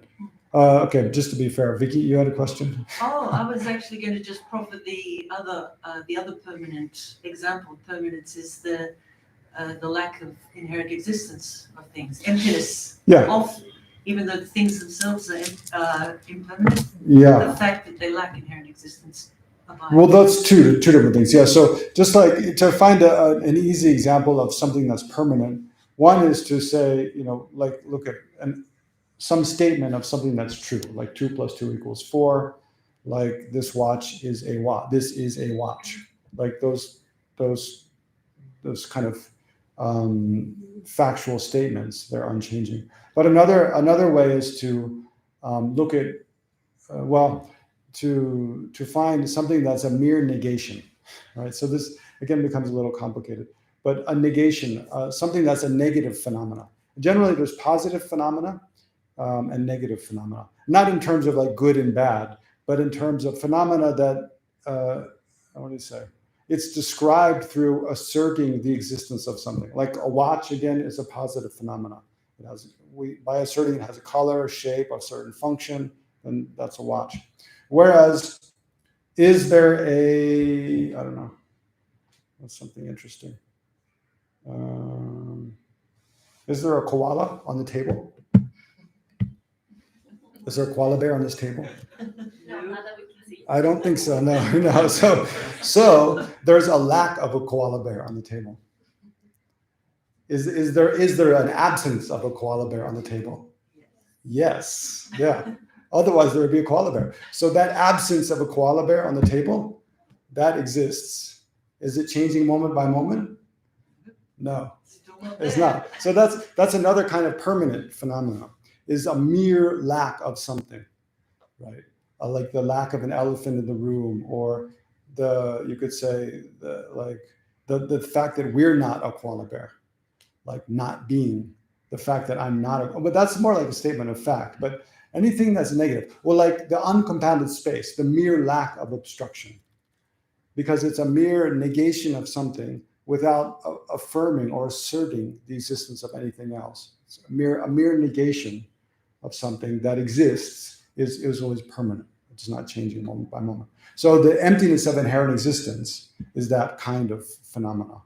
It's a mere negation of inherent existence, which we'll talk more about later, but yet it exists, right? Yeah, Another example potentially. sure. You know, like when they say enlightened beings, enlightened, people can meditate, and is that an impermanent type of a state that they go into? Because I've heard when they pass away in meditation, like their body's still like, which is amazing. I just learned this week, it still stays in this meditative, process, and it's like, so that has to be some kind of permanence that happens there when they are meditating for a certain, period. Yeah, I think it is, that phenomenon is called tukdam, where like a quite realized meditator, they pass away, but their body doesn't decay, rigor mortis doesn't set in, and their mind remains in the body for some time. So are they able to do this certain portion of permanence while they're still here? But that's not necessarily an enlightened being. Meditating? Or not what? enlightenment, Hold on. Are they able to do a certain portion of what? Yeah, are they able to go into some kind of a permanent state while they're meditating, even while here alive on earth? Like, is that something that you inspire to have, like this calmness of mind, to where this certain amount of time is permanent, that you're just kind of sitting in meditation, or is that not? Yeah. No, those are both good. I mean, good questions. Like sometimes we might have an experience where where we become very still and focused, and it feels like just a lot of time passes in a very short time, and we're totally not aware of it, or be unconscious or something. And then there's also a case of like a person becomes enlightened, and that state lasts forever, according to like the higher schools. So they never change back from that state. They're just always enlightened. But those are both cases where it's more just like there's still subtle change happening. It's just it lasts. There's not much change, and it can last for a long time. So those would still be impermanent. Like, I mean, the Buddha is a little complicated because there's the 4 bodies of the Buddha, but you're mainly talking about like the Buddha's mind, or the mind of a meditator.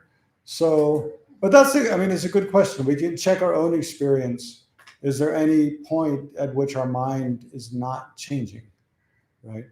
Is there any, even for the slightest moment, where there's no change at all in the mind? I mean, it's not an easy question to answer. But it's one we have experience of, so we can check. Generally, I mean, textbook answer is no. The mind's always changing in some subtle way. But it's good to look, and that helps us to see more like, well, how is it changing? Maybe before we discuss more, why don't we just check our experience of it, right? And then we can carry on. So get comfortable in your meditation posture.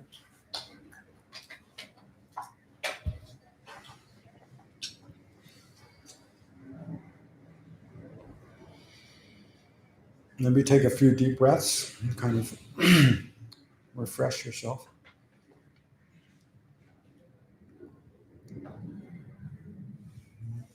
And then gradually focus your attention inwards on some object of meditation.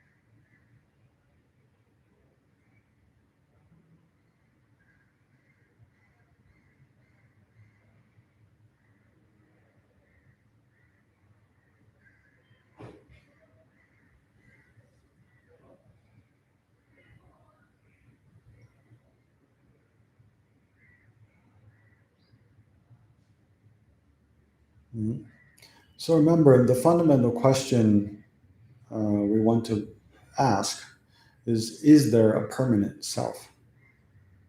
Like, is there some kind of essential core to what I am as a person that is unchanging from life to life? And it goes from life to life, like a soul that's unchanging. So if that kind of thing exists, So here, just keep with regard to oneself.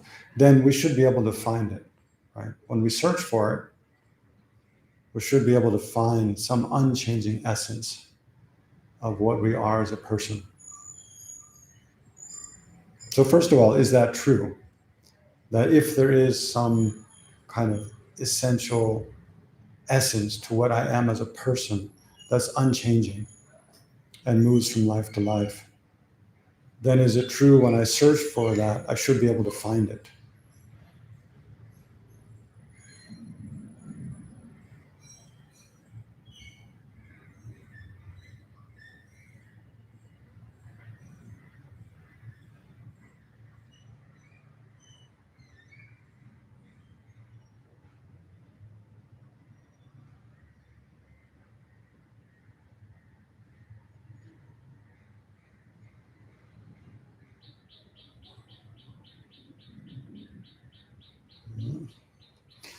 So then we can begin looking for, whether there is such a thing, a permanent self, by sorting through all the different parts of what we are as a person.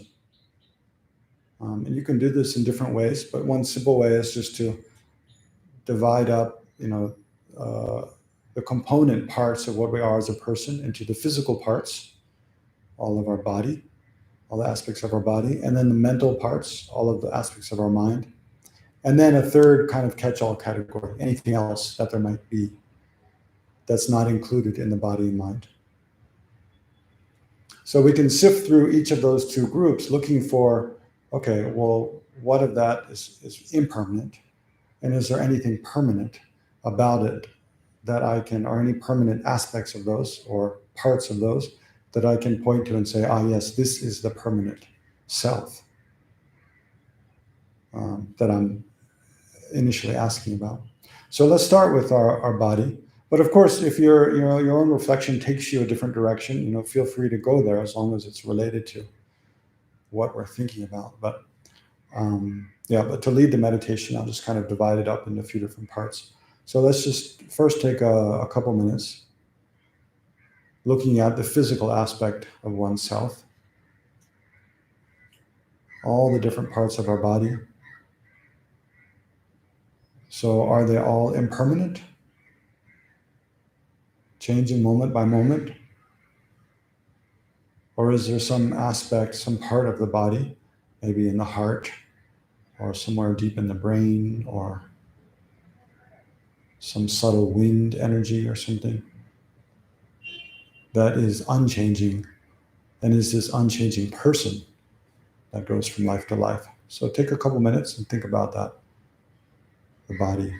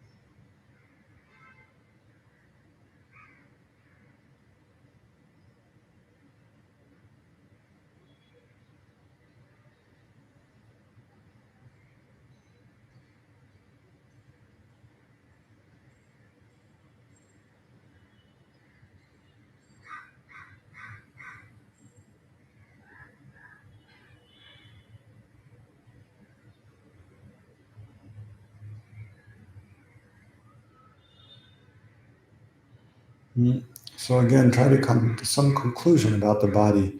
Is it true that every aspect of one's physical being, one's body, is impermanent and changing? Or is there some permanent aspect which would constitute the soul, the self, the I?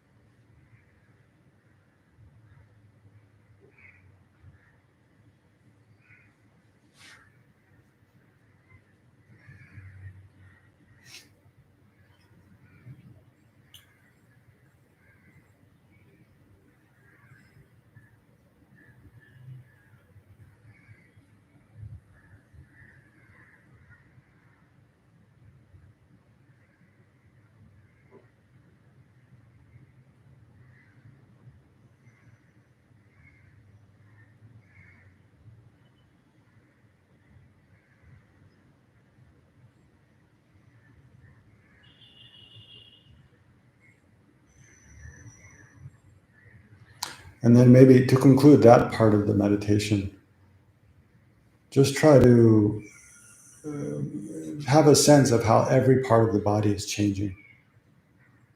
You know, the skin, the cells, the blood, the heart's beating. And try to just experience all that change of the body.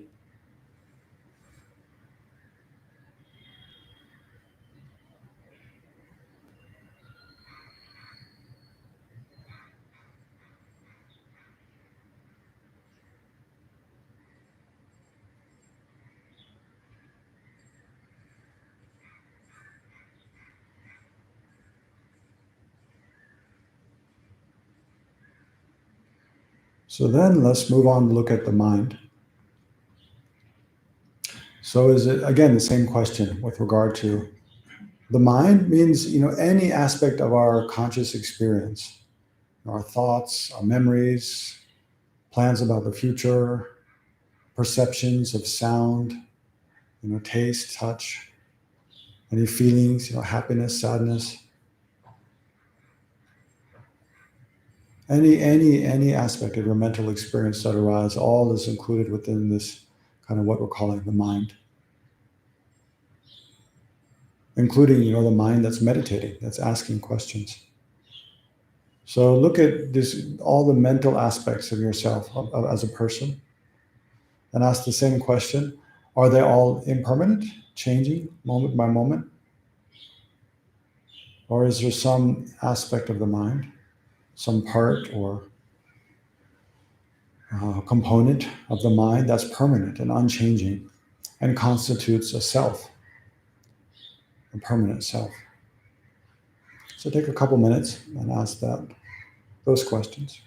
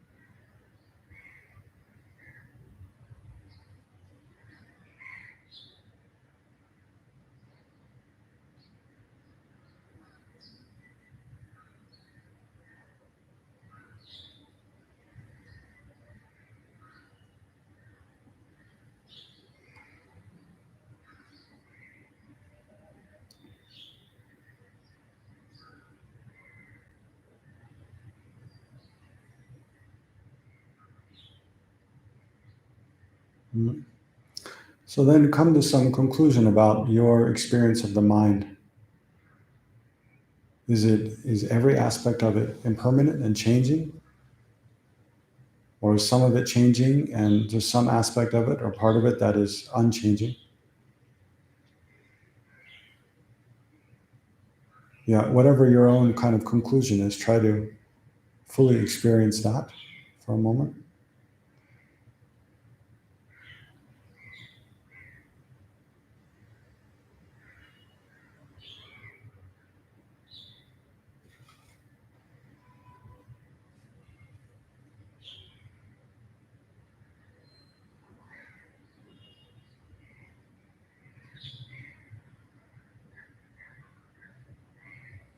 Mm. And then the final part of this little meditation is, because remember our initial question is there a permanent self? So yeah, if we haven't found something we can point to as being an unchanging permanent self within the body or mind, then we have to ask, is there something else apart from our body and mind? Something that's not our body, something that's not our mind, and yet is part of us as a person, and is actually the most essential thing, it's at the very center of what we are as a person. It's the essence of oneself as a person, and has come into this life, will go to a future life.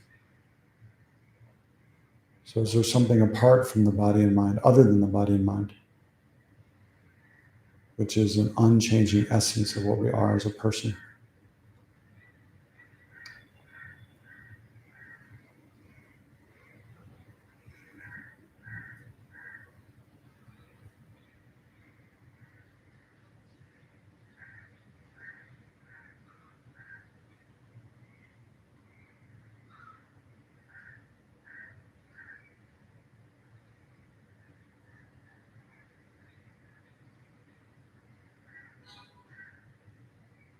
And then come to a conclusion about that. We'll just keep it short.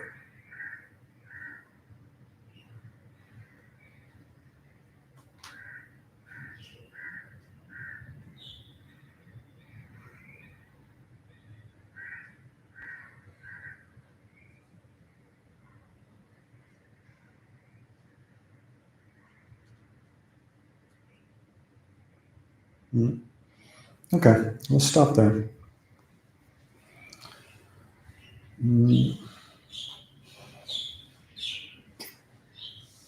So maybe just a word.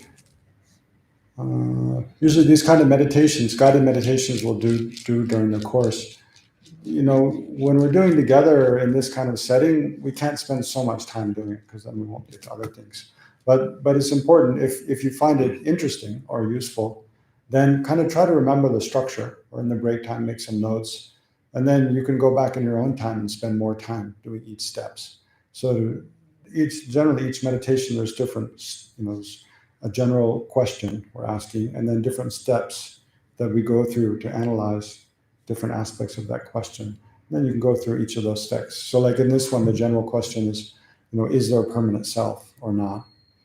And then if there is, it should be findable, right? Or not. And then, if it's findable, then it should be, within the constituents of us as a person. So then we just go through those. And one way to divide up the constituents of the person is looking within the body. Is there anything in the body that is a permanent self? Or rather, is everything of the body impermanent? And then the mind, the same. And then is there a third category, something that's not the body and mind? So, yeah. So maybe now we just have about 15 minutes before, we'll just have some question and answer before lunch. We have 30 minutes before lunch, but I wanted to say a few things before that, to try to tie sort of this sort of practice, because we could easily do this kind of meditation, but then wonder, go home and wonder, what was the point of that? So I want to take care of that doubt right now. Right? So, yeah.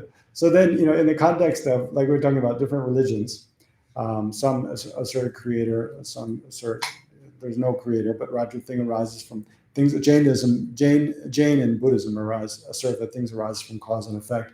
But the difference of those is the Jains assert the existence of a permanent self that goes from life to life. And the Buddhists say there is no permanent self going from life to life. So actually, all of the Buddhist teachings are basically to break down, reduce, and eliminate that view grasping at a self. There is a person, there is a self. We do exist as an individual person, but we exaggerate the concreteness of that self, the solidity, the kind of individual reality of that self. We exaggerate. So, and there's different levels of exaggeration, from very kind of gross, meaning not disgusting, but meaning quite coarse and easy to refute, to very, very, very subtle and difficult to refute. So the Perfection of Wisdom Sutras deal with the most subtle level of grasping at a self. Whereas this kind of meditation is looking at a permanent self as a very coarse way of grasping at a self. But now I want to try to just kind of help you to see how it's actually related to our daily life problems and challenges, this grasping at a permanent self. But first, maybe to a couple ways to get a sense, like, does oneself have this or not? Well, a couple examples. Like when you see a picture of yourself many years ago as a child, or many years ago somewhere, when you see that picture, do you feel like that's me? No? You feel like it's someone completely different? Johanna's saying no. What are you shaking your head about now? You're saying no, you feel like that's not me? Or? Yeah, it's like it's not me. I don't know. Oh, really? Okay. Well, that's interesting. I think most of us in my eyes, I always see Yeah, that's right. in a picture, or even just in a photograph. When you look at the photograph, do you feel like, oh, that's me? Even if it's like yesterday or the day before. For many of us, or if we think about, it doesn't have to be in a photograph. We can just think about like last year, like where were you last year in, July, end of July, the last weekend in July, like last year. You probably, I don't do you remember. I have no idea myself, but just imagine something that happened last year. Like, well, just take a moment. Think about something that happened like a year ago sometime. I remember something. But when you think about you doing that time, does it feel like that is me? That was there? That me that was there then is here now? Like if you have that kind of like, it feels like, yes, the same person that was there now is the person that's here now. The same person that was there then is the one that's here now. That's a kind of grasping at permanence, right? That there's some essential I that is exactly the same one. Of course, we know we've changed between now and then, but there's a sense that there's something essential about us that hasn't changed. That's the same. Was there? That's the same there, and it was the same now. But it's a question: is there any kind of innate grasping? Well, I know it's a bit of a different question. Another way to think about, to try to get a sense. So that's one way to try to get a sense of how we grasp at a permanent soul, permanent self. Is how, through time, either looking at the past or even imagining in the future, having a sense that there's something essential and unchanging at our core about who we are that moves through time, moves through this life. And then if we believe in future lives, we'll also go to future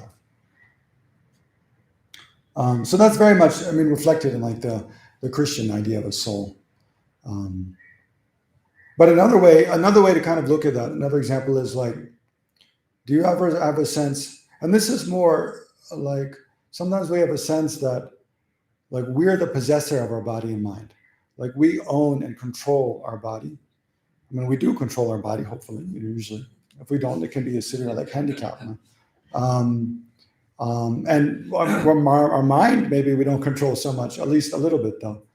We do have some control over what we want to think, what we want to do with our mind.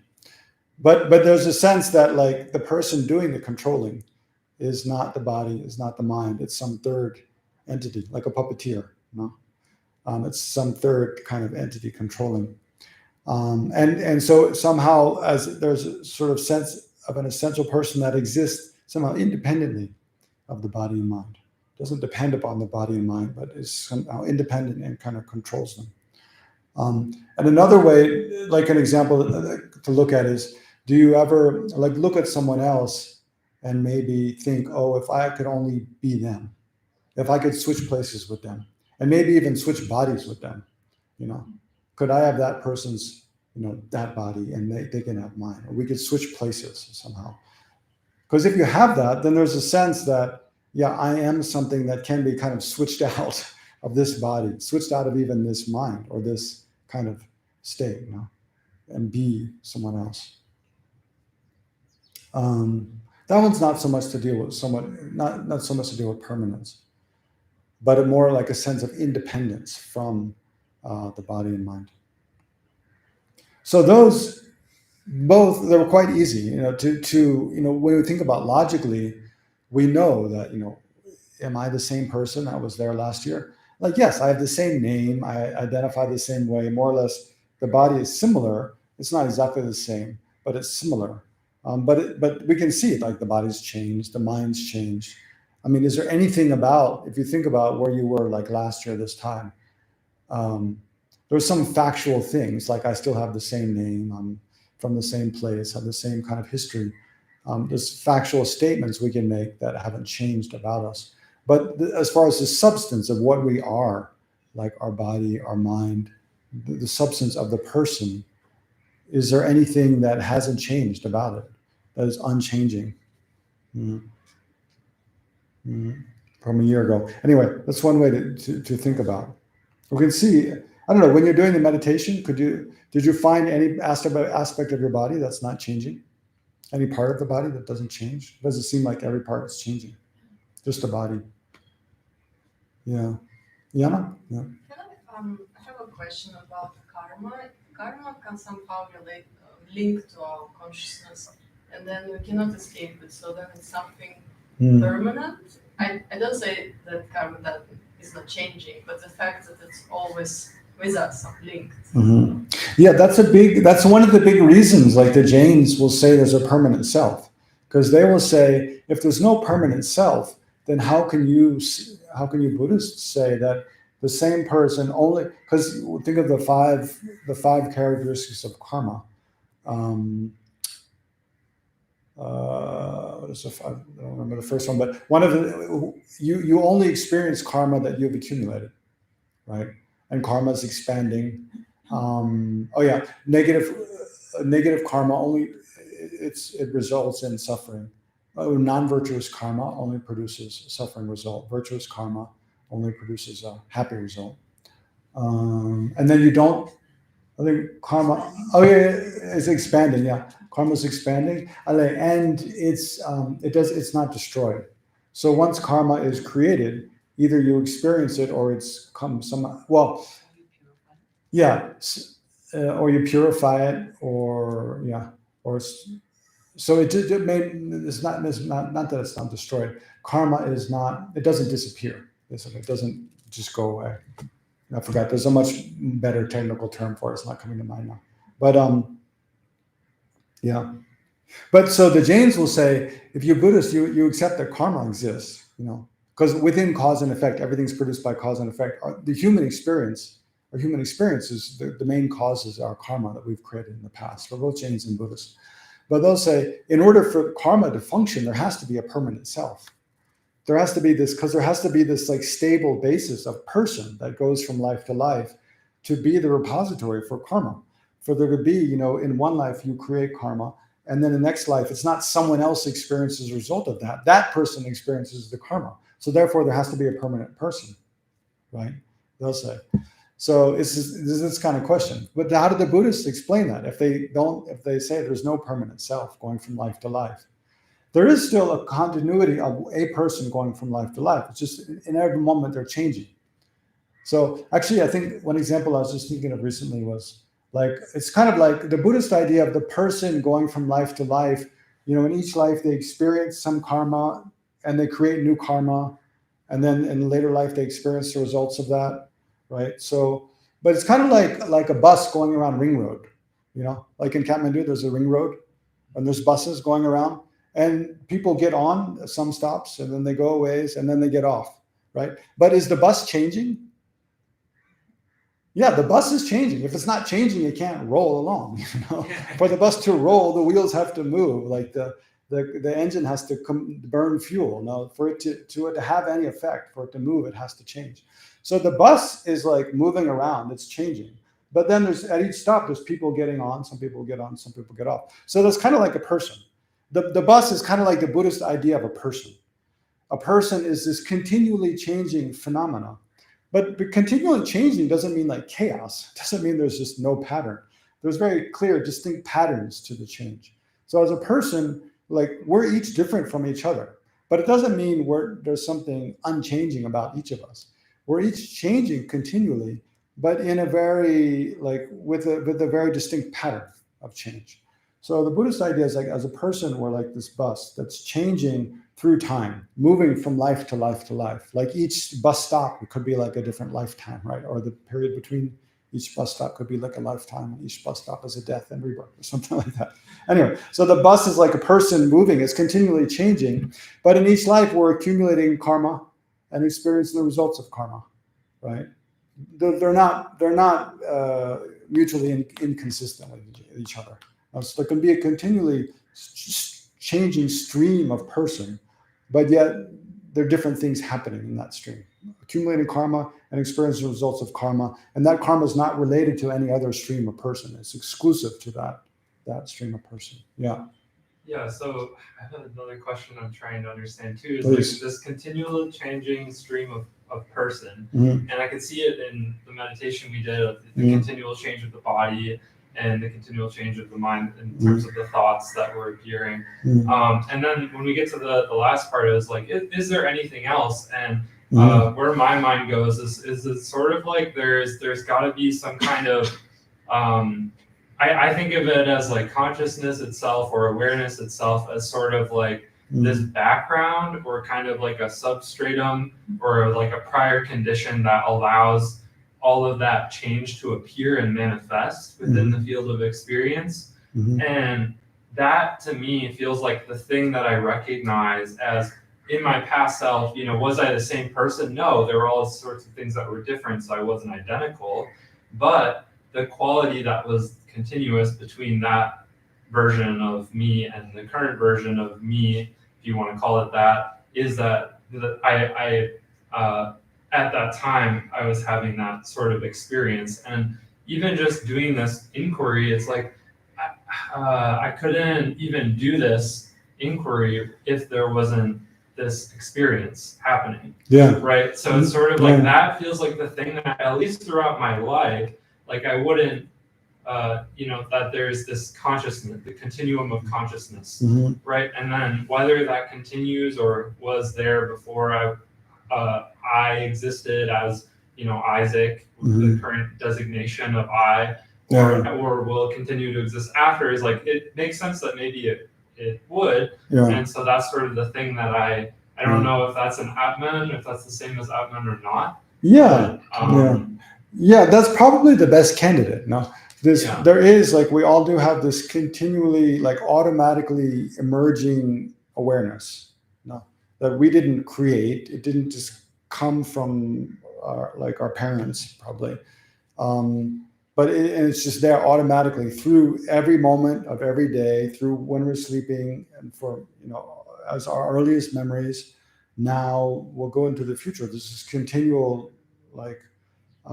stream of awareness, basically, that and its most kind of essential nature does seem to be just the same. It's just aware, just that which is clear and knowing, right? This definition of mind in Buddhism, or awareness in Buddhism, is that which is clear and knowing. So there does seem to be just this fundamental awareness going through, moving through time. Yeah, and that's probably the best candidate for something that is permanent about ourselves. But is it permanent? And that is according to the lower Buddhist tenet schools, that stream is the stream of mental consciousness. So it's not the eye consciousness, not the ear consciousness, those are very adventitious because they're changing continually based on what we see, hear, taste, smell, touch. The mental consciousness is more subtle, and it's that one, because when we're asleep, the sense consciousness all become dormant. The mental consciousness is the one that continues, like through sleep, through deep sleep, and even through dreams. Dreams is all mental consciousness, right? So for the lower Buddhist schools, it is that continuity of mental consciousness, which is the repository for all the karmic imprints. And that's where when we create karma, the imprints is planted there, and then when the karmic seeds ripen, that's where they ripen from, is that. And that actually, like according to, Swatantrika Madhyamaka, what is it? Autonomous Middle Way School. Which is when we study the Perfection of Wisdom Sutras, first in the monastery, the way we study, the first few years we just study kind of logic and reasoning and kind of overview of kind of different Buddhist philosophical tenets and so forth. But then when we actually study the Perfection of Wisdom Sutras, we study them for a total of like 11 years. But the first 7 years is all like the Bodhisattva's path. It's all what's implicitly taught in the Perfection of Wisdom Sutras. So why am I talking about this? In the Bodhisattvas, the path of Bodhisattvas, relating to, okay. So we study according to the Autonomous Middle Way School. That's what I was talking about. So according to the Autonomous Middle Way School, there's two kinds of self. There's a merely imputed self. Let me get this right. Daksamba, Zeyoba. The Daksamba, Daksamba. There's a merely imputed self, which the ordinary self that we think of is just merely imputed. It's called a merely imputed self. It exists on the basis of, we see our body and mind and we think I. So we impute I upon the body and mind. That one is, it's just a mental construct, really.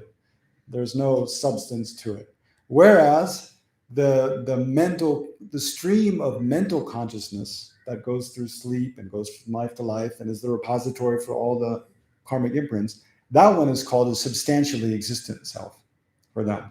That one has a more substantial existence. So it's kind of very similar to what I think seems to be your experience. As if I look for something that is the kind of essential, unchanging, permanent self, the best candidate seems to be this kind of pure nature of awareness that's continual through my experience.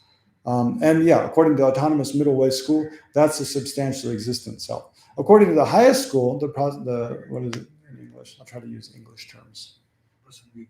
Yeah, that's a Sanskrit term. A consequentialist. Yeah, consequentialist. Yeah, that there is no substantial existent self. That's as insubstantial as anything else. But see, the problem is if it's permanent. So if it is permanent, then then it has to be unchanging. That's what permanent is. It's not changing from moment to moment.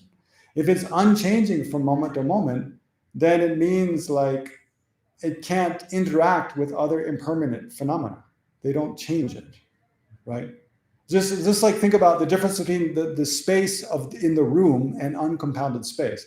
Like the space in the room, we can't say it's permanent because it's changing in relation to other phenomena. When we come into the room, we change the shape of that space. Whereas uncompounded space is just a mere negation, right? It's a mere lack of obstruction. So if there's that pure, that kind of stream of mental awareness that goes through time, if it was unchanging, then it means like it's like it couldn't interact, it couldn't interact with our thoughts and feelings. It couldn't move from body to body. Like it couldn't interact with a new body when you take rebirth. It couldn't leave an old body when you die. It couldn't receive the imprints of karma and interact with the imprints of karma as we create karma and as they ripen. So there's all kinds of problems. Okay, I see a lot of hands going up. So I'll start with this side and go this way. So, Kira? So I really struggle a lot with this idea of the substantially existent self. Mm-hmm. And I feel like sort of, if you do try to meditate on that sort of continuity of mind, continuity of consciousness, there are no building blocks of what mind is, so it's very difficult to identify. But I do, and I've heard many times, and I think why not that sort of continuity of consciousness? Why does that have to belong to us throughout our lives? Why is it not like, you hear consciousness like a river, and the water in that river is always moving and flushing and changing, but you still see it as a whole river, and or like electricity or something like that. Light bulb is on our whole lives, but the energy provided into it is always coming in and changing and going out. And I really struggle with reincarnation for that reason, because it feels very confusing to me that this conscious energy would stay with us for our whole lives and then hop from a single body to another single body. And why not have it be kind of coming through us all the time and flowing between different lives or something like that? Does that make sense? But that's what reincarnation is. It flows from one life to another. But not necessarily at death, potentially even like during our lives at all times. Oh, like flowing into other people's bodies or other. Like, yeah, I really struggle with this sort of like consciousness That does happen. belonging to one life and then sort of after death belonging to like going from one life to another single life, and not like a bunch of lives or something. At once. Mm-hmm. Well, for some beings it does. Like for a bodhisattva on the first ground, they can emanate 100 bodies. The second ground, 1,000 bodies. The third ground, 10,000 bodies, like that. So if you have, according to Buddhist cosmology, if you have like more control of your mind and you have merit to do so, and well, you can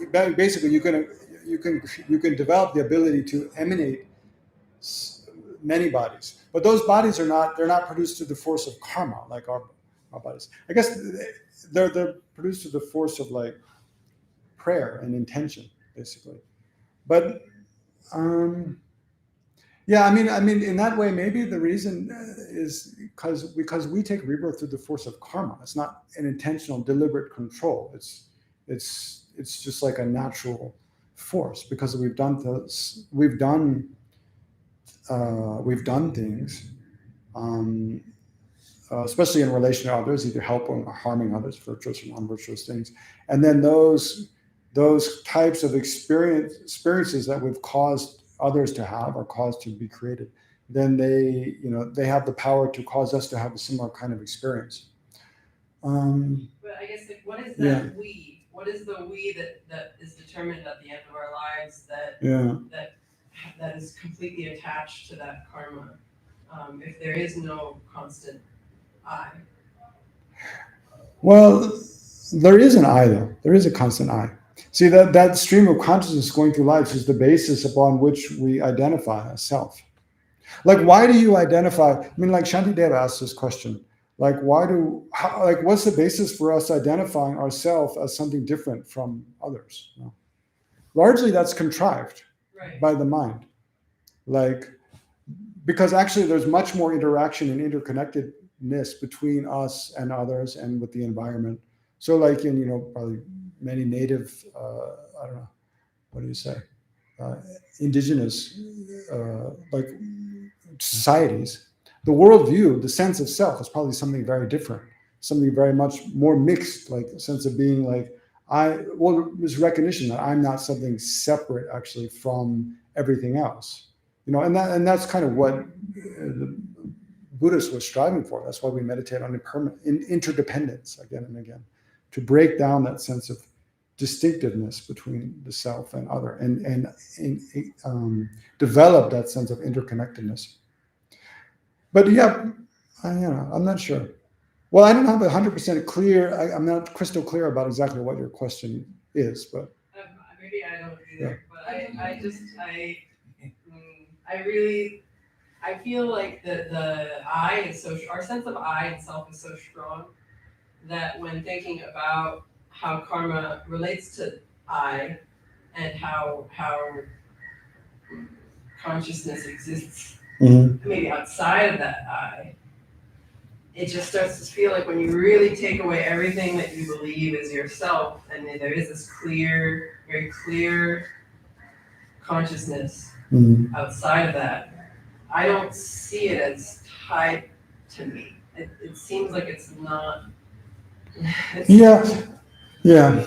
I mean, maybe it's not in the way you ordinarily think, but well, I mean, one reason I think we don't. I mean, and I don't know this is what you're going to answer your question or not, but you just have to keep thinking about it. But it's like we don't like we experience ourselves in the way that we don't experience others. We have a first person experience of ourselves, of what we see, what we think, what we hear, what we feel, what our thoughts are. Whereas we don't, like I can't read your mind. You don't experience my mind from within my mind. Like we have an idea of what's going on in other people's minds by looking at their facial expressions, listening to what they say and watching what they do. But we don't experience their awareness in the way we experience our own, right? Okay, but could that So there's a huge difference then between, and that's kind of what distinguishes us as individuals. Like we each have this own uncommon experience of the world, of this first person perspective that no one else has. But I want to give Yana and Luke also a chance to ask their questions. We can continue talking about it at lunch. Yes. Could that be because we're so afflicted with our sense of self and I, and it's like that's the only reason, that's the thing stopping me from being able to step into your mind, or like, because people who are enlightened beings have this clairvoyance, and maybe that's because they have this consciousness of ultimate awareness. Yeah. And could that mean that the ultimate awareness is kind of underneath everyone, and that's what consciousness is? Yeah, that's probably a big part of it. Yeah, it's something like that. Yeah.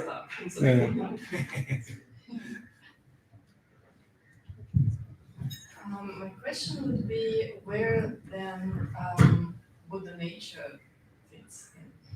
Where does Buddha nature fit in? Yes. Hmm. So it could Okay. have merely youth itself or a stream of mental consciousness. Mhm. So where is the Buddha nature then? Yeah, the Buddha nature. It's like it's part of the nature of that. Well, there's different ways to talk about it, but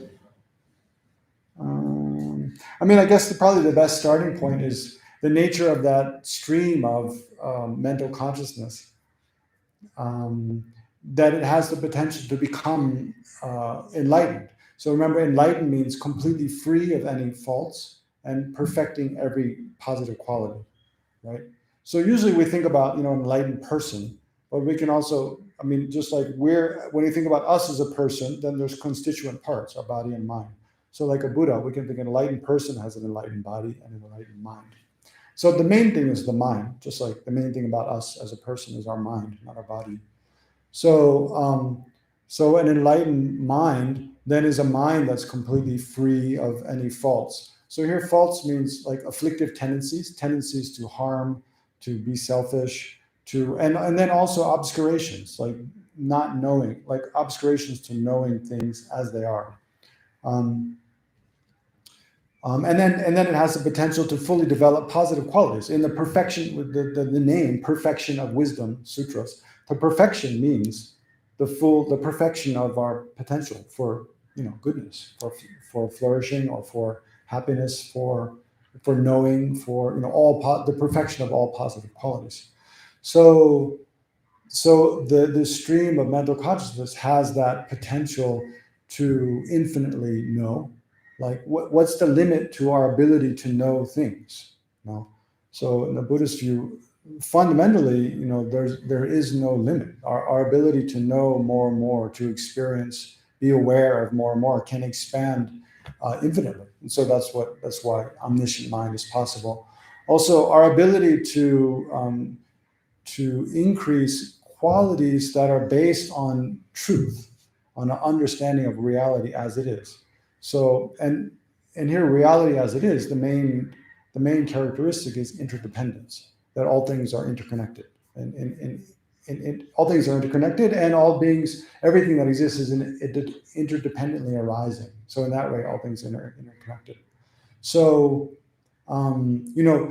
if we fully realize that, then we care about all things as much as we care about ourselves. The problem with having an exaggerated sense of self, then there's an unrealistic sense of separation between self and other. And when we care more about the self and less about other, and that's where all the problems come from, right? So this, the realization of this,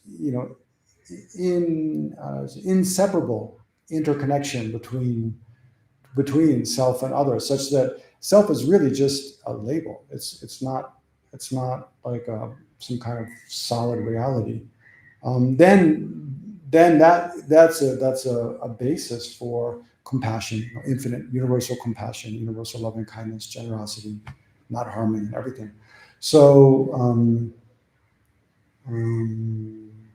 so basically, it's like this: the Buddha nature is this potential of the person, and in a way, if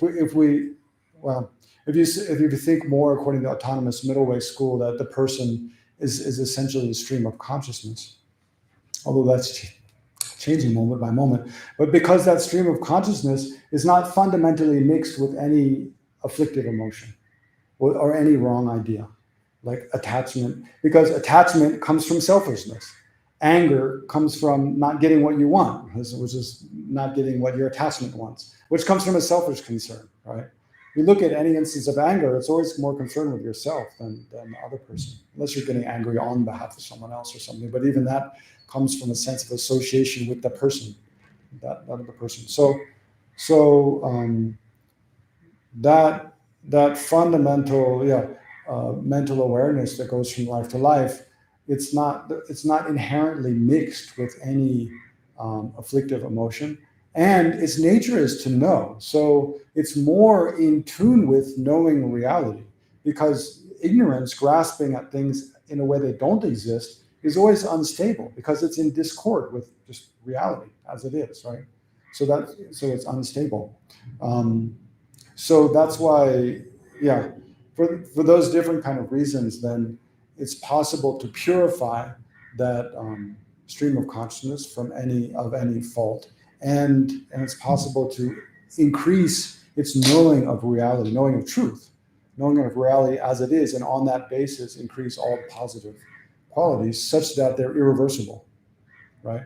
The ignorance, thinking that something is in a way that it's not, is never irreversible, because it's not grounded in reality.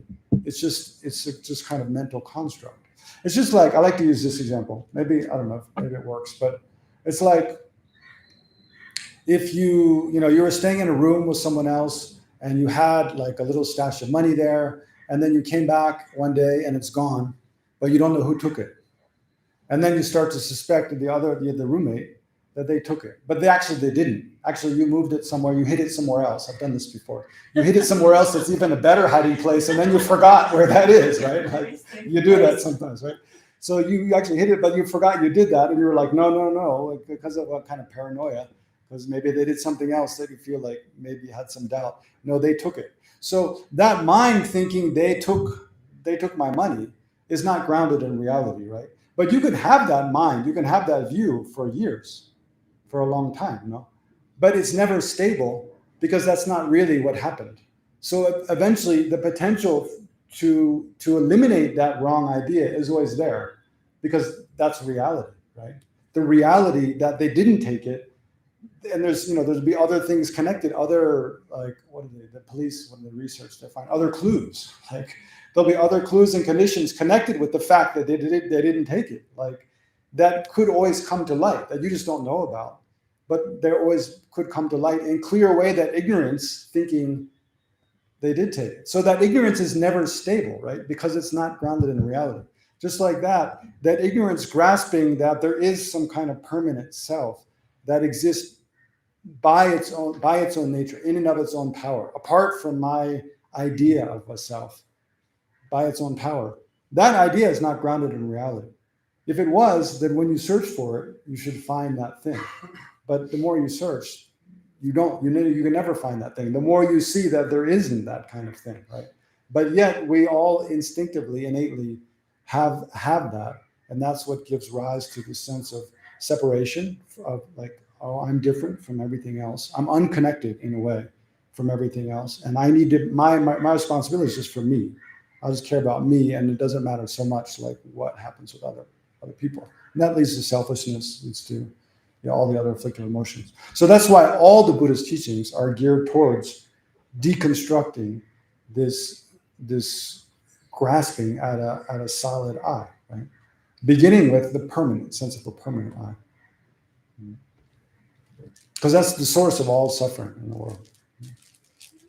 Okay, Luke, you still have a question before lunch? You had your hand up before, I think, right? I did, yeah. Like 20 minutes ago. Actually, a lot of what you said was kind of along the line of what I was going to say, or where I was looking for clarification. And it's actually quite similar to what I think we're all kind of saying. When we were doing the short practice, and I was kind of reflecting, I reflected a lot on kind of the first turning wheel, or just like the fact that we're old, we all get sick, we all die. And the fact that, here in Nepal, for example, like death is very much in your face. Like you can go to witness a cremation and see this body that is then burnt, and all that is left is ashes, right? So if after that, right, after we're all ashes, there's something that continues from life to life, and whether that is impermanent or permanent, for me, is clarified on the basis of developing loving kindness, or purifying past negative karmas, or purifying imprints, and that in itself explains the impermanent nature of that mental stream of consciousness. The purifying of what negative karma and the suffering. If it was like if it was an atma, if it was a self that was permanent, then I guess the purification would not be able to happen. Yeah. Is that right? Yeah, definitely in the Buddhist view. Yeah. But you always have to kind of see if you have what do you say? What you feel is a satisfying answer to the person who's going to challenge that and say, no, think about like in the Hindu view, most people have the idea there is an Atman, there's this permanent self, and that self is what needs to be purified, is the permanent self. And for them, there's no contradiction between that there's this, and actually it would be the opposite for them. If there is no permanent self, then what is there to purify? There is no self to purify, right? So you have to think, well, how do you answer that? Why doesn't that make sense? No. In one way, and now I feel like, okay, do I have to answer that now? Is that my job now to answer that? Maybe after lunch, I'll have a veg thali first, and then yeah, maybe we break now for lunch. No? Think about it. No? It's good to think about those questions. If you just get all the answers, it's no fun. Okay, let's dedicate quickly. I think by whatever merit we've created in this session, in the last 2.5 hours. May we and all sentient beings be free from every form of suffering, and especially be free from selfish, self-centered attitude. And on the basis of generating wisdom of interconnectedness and dependent arising, understanding reality as it is, then may we generate loving kindness, compassion for all beings. And may all beings in the world similarly develop such wisdom and compassion. Okay, so let's break for lunch. After 1 hour. Oh yeah, we'll come back after 1 hour. Well, yeah. Should we come back at 1:30 or after 1 hour? 1:40. After 1 hour. Okay, 1:40. We'll come back at 1:40. Thank you.